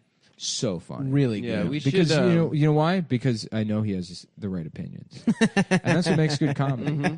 Good point. It's like good, That's it's right. having the good. You know who's points. not funny? Nick DiPaolo. Definitely not. You know what's Yeah, not it's funny at probably all? all time. Yeah. The television show The Simpsons. Yeah. That's something that's definitely not yeah. funny. It's not funny. Yep. Not in any way. Well, shape, or form. Hari is 1,000 times funnier than the Simpsons. Yeah. That's the point of the documentary. That would be so good if that was the point. There's like, by the way, I'm Yeah. funnier. You guys than- can admit. I decided to watch the show The Simpsons. to point out how unrealistic Apu is. That'd be great if that documentary was made by a guy that's just a poo. That would be really It's entirely. Of course, yes, I work at 7-Eleven, but not all Indian people work. For example, my uncle, he owns a Dippin' Dots. We are not all 7-Eleven employees, and we don't talk like this. Some of us are deaf. Have you? Yeah, dude. No. I always put my dick on toaster. Yeah. Valencia. Valencia, yeah. No, I meant the little, like, Snapchat stolen ones, like the little dog. Oh, like the cat? Yeah. Mhm. Oh, I found out recently why girls do the dog. Because it makes your eyes bigger, It right? makes your face look less fat. Yeah. All those filters do that shit. Yeah. They have big ass eyes. I mean, I don't use Snapchat at all. I don't send snaps to Instagram people. Video does it. But goddamn, if I don't enjoy the shit out of putting myself in African and Indian men's faces with the face swap thing. That's just for you. And it's just for me. I just sit there for hours, you know. As like, Martin Luther King. What do you bring me these coconuts? Because it's not. This is my house. You cannot just talking to myself hours. How dare you do this to me? For no one. For no one. You're not No recording it. You're audience. just looking at it. Yeah. I mean, it's like, you know, it's things like that. It's like, yeah, I don't need fucking therapy most of the time. No. You know, just I need a have my nice- own resources. That's right. That's right. I just need a bunch of bananas. Just of doing put an Indian guy's face on me. Yep. Where are the gels? Show me where the gels have gone to. Are they in the bathroom? If there are gels in the bathroom, I want to go in there Do to not fuck worry, it. I have been videotaping them. I have been cleaning my penis all day in preparation to meet the gels. And I cannot wait. The one thing I cannot wait for is to meet the gels in the bathroom with my very clean penis. It is so very clean for you. Hell yeah, dude. It was fucking. Comey's protecting the deep fake. Yep. Protecting the deep Well, fakes. you know what? Changed my mind. How about an Indian girl named Deep Fake? And she's like, stop making videos of me having sex. Deepfake When Chopra. these white boys keep making videos of me having sex, they're like, Preeti Deepfake is the greatest comedian that anyone has ever seen, ever. No one's ever been funny until Preeti Deepfake hit the scene with her classic, do not make videos of me fucking. Bernie Sanders is literally Nazi. Ooh, making it personal. Ooh, and now I made it personal. Ooh, and he went there. Ooh, now they're going to know who you're talking about. Ooh, now I'm gay. I was just doing a generic. There's so many of those types of Indian girls. I made it so generic it could be any of them. Sorry. But you chose one specifically. Ooh. My timeline getting polluted, you Yeah. know? I had this this Indian Lyft driver last night. You don't say. Who we were driving. What are the odds? Yeah. We were driving through South Williamsburg, and all the khasas were walking around. And I had a Lyft driver yesterday named Ash Fuck. Incredible. ASH? ASHFAQ. Yes. Do not Ash Fuck Do me. not Ash Fuck me. Please do not Ash Fuck me. he was like, what the fuck, these guys? What the fuck? They're all cuckoo. They're cuckoo. Oh, he's talking about the Hasid? The Hasid. He's like, look how cuckoo these guys are. And I was like, yeah. I recorded it without his permission. I feel bad about it, but Yeah. I won't play it on the pod. But Oh, I love recording those guys without their permission. yeah. But then he was like, I love doing recordings. the women are all beautiful women. But Hell these guys yes. are cuckoo walking around with their hats. Yes. Like this. And you know what I hear? Is this a Jamaican guy? I or- can't do the Indian. Hear me now. Yeah, It's me. Here's what I know. I hear these cuckoo. Ali Walid, I all hear the way these from cuckoo- India. He said, I hear these cuckoo guys only have sex with their wife once a year. Once a year, what you doing? Go and stir up them pussy twice Nah, a I night, got bravo. Jamaica. Yeah. And then what else did he say? He was saying some wild shit. Ash fuck. He's like, What? and I see them look at me and think they're better than me. He's like, you are not better than me. Yeah, now it's fully Jamaican. These cuckoo guys. Yeah, I Yeah. love that guy. I love, yeah. Sounds like you love anti-Semitism. And then I was like, I was like, well, I heard that they have sex through a sheet. they like put a hole in a sheet and then they have sex with their wives. And he's like, "What the fuck you talk? What the fuck you talk?" I was like, "I heard that they take a sheet and they put a hole in it, and then he's like, what? How they have sex with their wife in a hole?" And I was like, "Well, they put their penis through the hole." He's like, "Is this right?" And I was like, "Yeah." He's like, "Where?" He's like, "Where you hear this?" And I was like, "I don't know. I've just heard it around." He's like, "On a Facebook?" Yeah, it was on Facebook. Yeah, and he's like, I hear some crazy fucked up things on the Facebook. That is a cool Halloween outfit. Is sexy Klan member. Your Sexy cock just coming through the thing. Just wearing a sheet with your dick hanging out of it. Yeah, I'm sexy ghost. And then Ian rolls up on you. Yeah. Hey, what's going on? No, it's your wife's mouth. It's your wife's Jewish mouth. Don't you love getting Jewish pussy? Come on, come in this Jewish girl's pussy. Come here, sexy ghost. That ain't a mustache, that's pubes. No, it's your wife's pube vagina.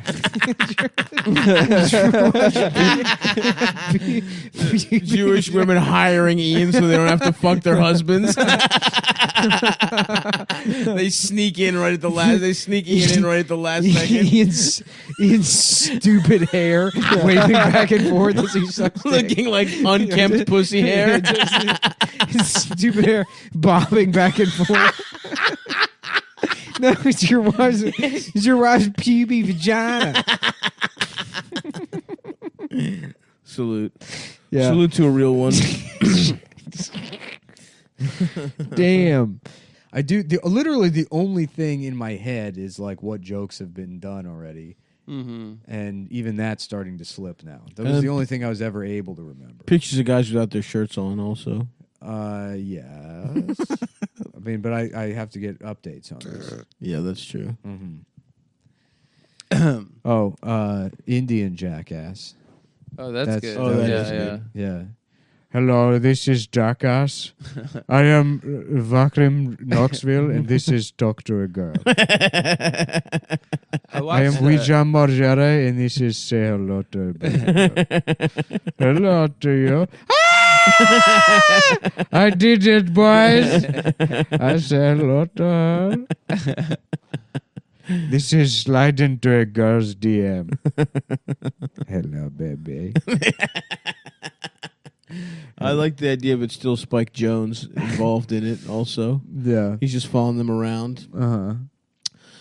This is Spike Drinks. That's the Indian Spike Jones. Drinks? Spike Drinks, yeah. Oh yeah. Sorry. Yeah. Sorry, my BS is low. Uh-huh. I am Spike Drinks, and this is Touch a Girl's Dot. This is do some very not chill stuff on a bus with your boys. This is take a look at a vagina. This is look at her into her vagina while she sleeps. This is see into her vagina. This is commit murder against a person of a lower caste. This is touch girl's pussy. Whoa, that would be fucked up back down there. There's this Indian guy that had a store, like a kiosk right next to ours, and ours was enclosed. Right. But we would go outside of it to Right. nab people. Bark Like, people, hey man, yeah, what'd yeah. you get? Like, let me see Yeah, what yeah. kind of phone you have, and talk to them because we have to make sales. Right. And he had a purse store called Lucky Bags. Hell yeah. There's this Indian guy that had this big fat Indian wife, and he would complain to mall management because we would bark at people in the direction of his kiosk or Right. whatever. And he'd be like, "They are stealing my customers." And it's like it's completely different Yeah, you businesses. sell purses. Yeah, you fucking idiot or whatever. And so he would like constantly, him and the wife would be like, "Do not talk to people in the direction of our store," or whatever. And the wife would like, she had this weird posture where she'd keep her back straight and put her like, arms Behind it, yeah. clasp her arms behind her back and like sort of patrol the store. Yeah. And so I would like, make eye contact with her and then just jerk straight and like mimic her posture. And, What like, a fucking dick. Just do an impression of her to her face and Just then a just shitty- hide on the other. Yeah. Yeah. No, we Shitty were just teenager. fucking mean. Yeah, dude. Yeah. We used to bully the shit out of that guy. I like called up the mall management one time and I was like, "This is LB from Lucky Bags. Santa is stealing my customers." and like demanded that they kick Santa out of the mall as him. And they're like, yeah, okay, we'll look into that. Did they believe that it was him? No, but they probably heard from him so fucking much. Right. They thought it was funny. That's fucking It's good good, to bully dude. folks like that. There's a thing on there that stores the charge for the flash, but you can charge the flash and hold it against someone's skin and it'll tase them. Whoa. Cool. It'll burn them, yeah. How many times did you do that? I'd do it when I was a kid, yeah. If you had disposable cameras around, you'd chase around, whoever, girls. Like, we'll see how it feels when it happens to you. That's right. Then when you get older and you try to ward off a romantic gentleman, one of my Indian associates, just trying to get a so little you were smooch. doing it as like kind of a as kind of like a on behalf of all men. I was raising my hand in third grade. Then now you needed to come. Isn't criticizing rape racist against Indian men? Yeah. That's a Simpsons episode actually. Yeah. That's Lisa's point. Mr. Simpson, raping women is something that is very important to me. But a poo? Lisa's 8. Mr. Simpson, it is my culture. Dad, it's part of their culture. The Simpsons, Hari Kondabolu wrote a special episode of The Simpsons. Is that what he was upset about? That they didn't include that part of the culture? Yeah. How come Apu isn't a millionaire that rapes Lisa? That isn't calling up Lisa all day long, threatening to have sex with her. I don't think that's what he was mad about, honestly. What was he mad about? I think the voice, not the fact that Apu wasn't the rapist on the show. But if I had to guess, he thought that was. Yeah, I mean, bad? it is fucked up. I mean, everyone knows no Indian people actually talk like that. There's no Indian guys that sound like Apu. Yeah, not a single It's a silly immigrant. stereotype. No one's ever had that voice. Yeah, no one's ever talked. Ever. You have the first time you see Apu, you're like, what the hell is What kind of is guy this is an alien? Is he supposed to be from outer space? Mm-hmm. And then you meet actual Indian people, and you're like, "Oh, I thought you were supposed to sound like Apu." And they're like, No, that is just a racist stereotype from the show. No one actually sounds like that.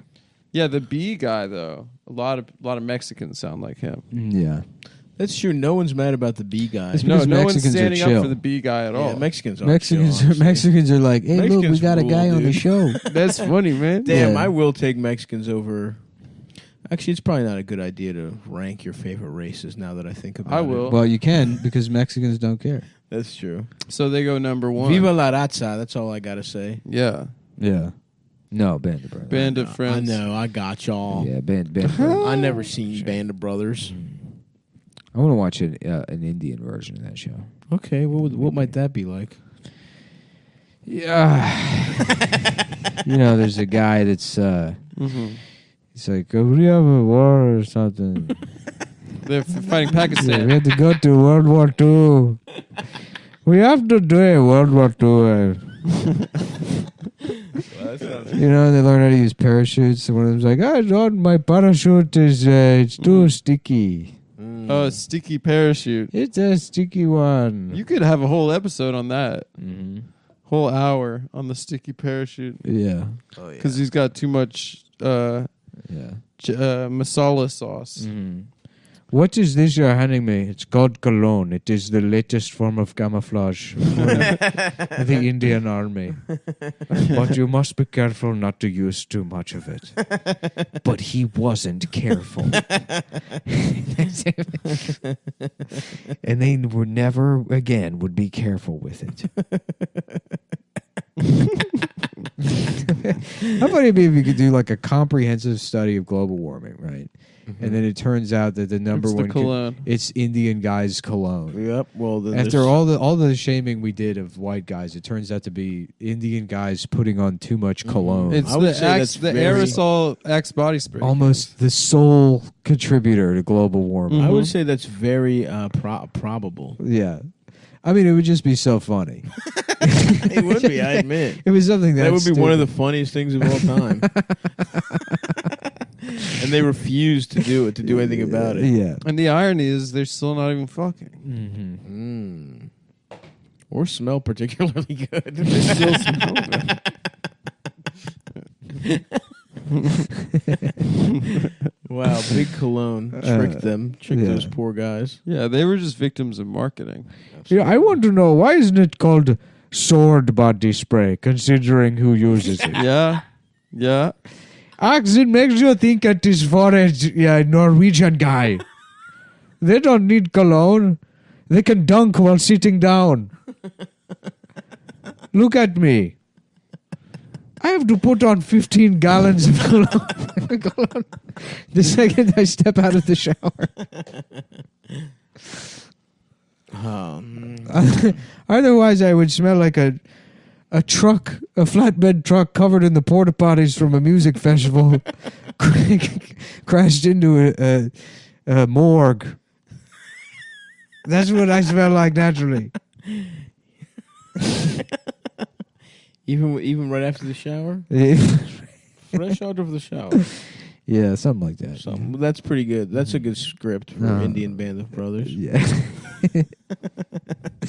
But yeah, the lyrics are like as if like a Romeo Dialer wrote a pop song. I'm ready for the sex girls. Yeah, that fucking Indian guy I found that writes Stephen Paddock fan fiction is really doing wonders for me. I do condemn these thoughts. And I do not personally know Stephen Paddock.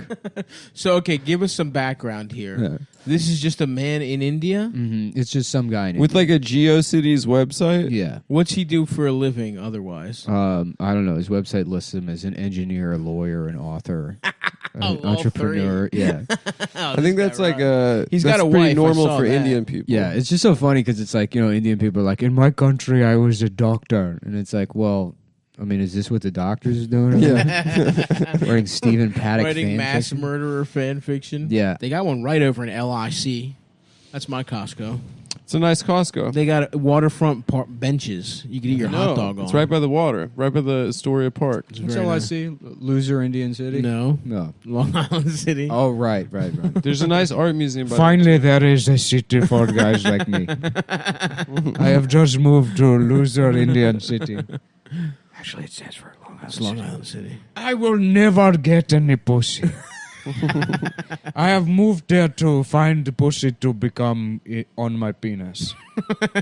And now I find that he's not here. Oh, damn, my apple's in the freezer. Can an apple freeze? Yes. Absolutely. Fuck. Hold on. Yeah, it's filled with water. You'd be surprised to find out that most things can freeze. Bananas can freeze. What can apples freeze? People can freeze. I mean, really? You can freeze like. And you're trying to lecture me on the Costco No, man, system. I'm just saying. Like, Understanding will it of- freeze solid or because like You're grapes? No, because grapes don't freeze solid. They still are a little Your bit. understanding of the physical world. What I'm saying is, can it freeze to the point that I can't eat it? That's what I meant, and I'm sorry for And not. how's being your clear. apple doing now? I put it in the fridge. Oh, you still want it crispy and chilly. I still want it crispy and chilly. I like a cold fruit. How about Game of Phones? And it's a bunch of like Pakistani men that love cell phone accessories. That's right. Yeah, like belt clips, Bluetooth. Like, baby jelly, I cannot wait to have a new belt clip to wear. Yeah. For welcome to Game of Phones. It's like HBO's latest project is a smash hit. A real cultural phenomenon. Would they just be in a phone store? They're nowhere. Literally, it's It's just guys in a It's white room. just sitting on and on like a couch at a production company. They didn't even bother getting a set. They just Wow, tape, that's real low budge. Yeah, tape Indian men. Talking about how much they love phones. Yeah, I was laughing too. Imagine an Indian guy the other day who's just he's like waving to his postal worker that's a male woman, and he's smiling and he's like, Mama, please let me fuck onto you. Hello, please. and he does it every day. That's pretty cool. And she can't hear him, so she's like, "Hello." Oh, okay. So Oh, she because he's waves on the back. other side of the window. Is she old? Well, no, he's an Indian, so he's a millionaire. So the driveway is very long. Yeah. So this man is rich and still trying to sexually well, yeah, harass. he's Indian. Yeah. Yeah. Yeah. No, Is that cross dressing in India if you put the dot on? Oh, that's real low They budge. do. I think it's pretty cool to be an Indian trans guy. You're like, I feel like a woman, and I'm done. I finished doing transition, and I finished And that is transitioning. it. I think And they now I have have that. transitioned completely. He's like, it's like those Reddits for like trans people or whatever, where they show their transition or Like whatever. It's an 6 Indian months guy, on HRT, and then the next yeah. picture, he's just got the The same exact he's like, picture, just- 2 months later. He still has a mustache. Yeah, it's exactly, Looks exactly the looks same. exactly the same. 5 months Same transition. The same Under Armour polo. That's good, Yeah, man. yeah. And you can bet on that at bluechew.com. Oh, yeah. It's got a rollover requirement, but it's free cash, baby. So if you're going to be in the sports book, Chachi, which is really like the I name. love it, Chachi. Dennis Miller. Use promo code COME120. Get babe up to $1,000. They're going to give you 60% bonus cash, babe, okay?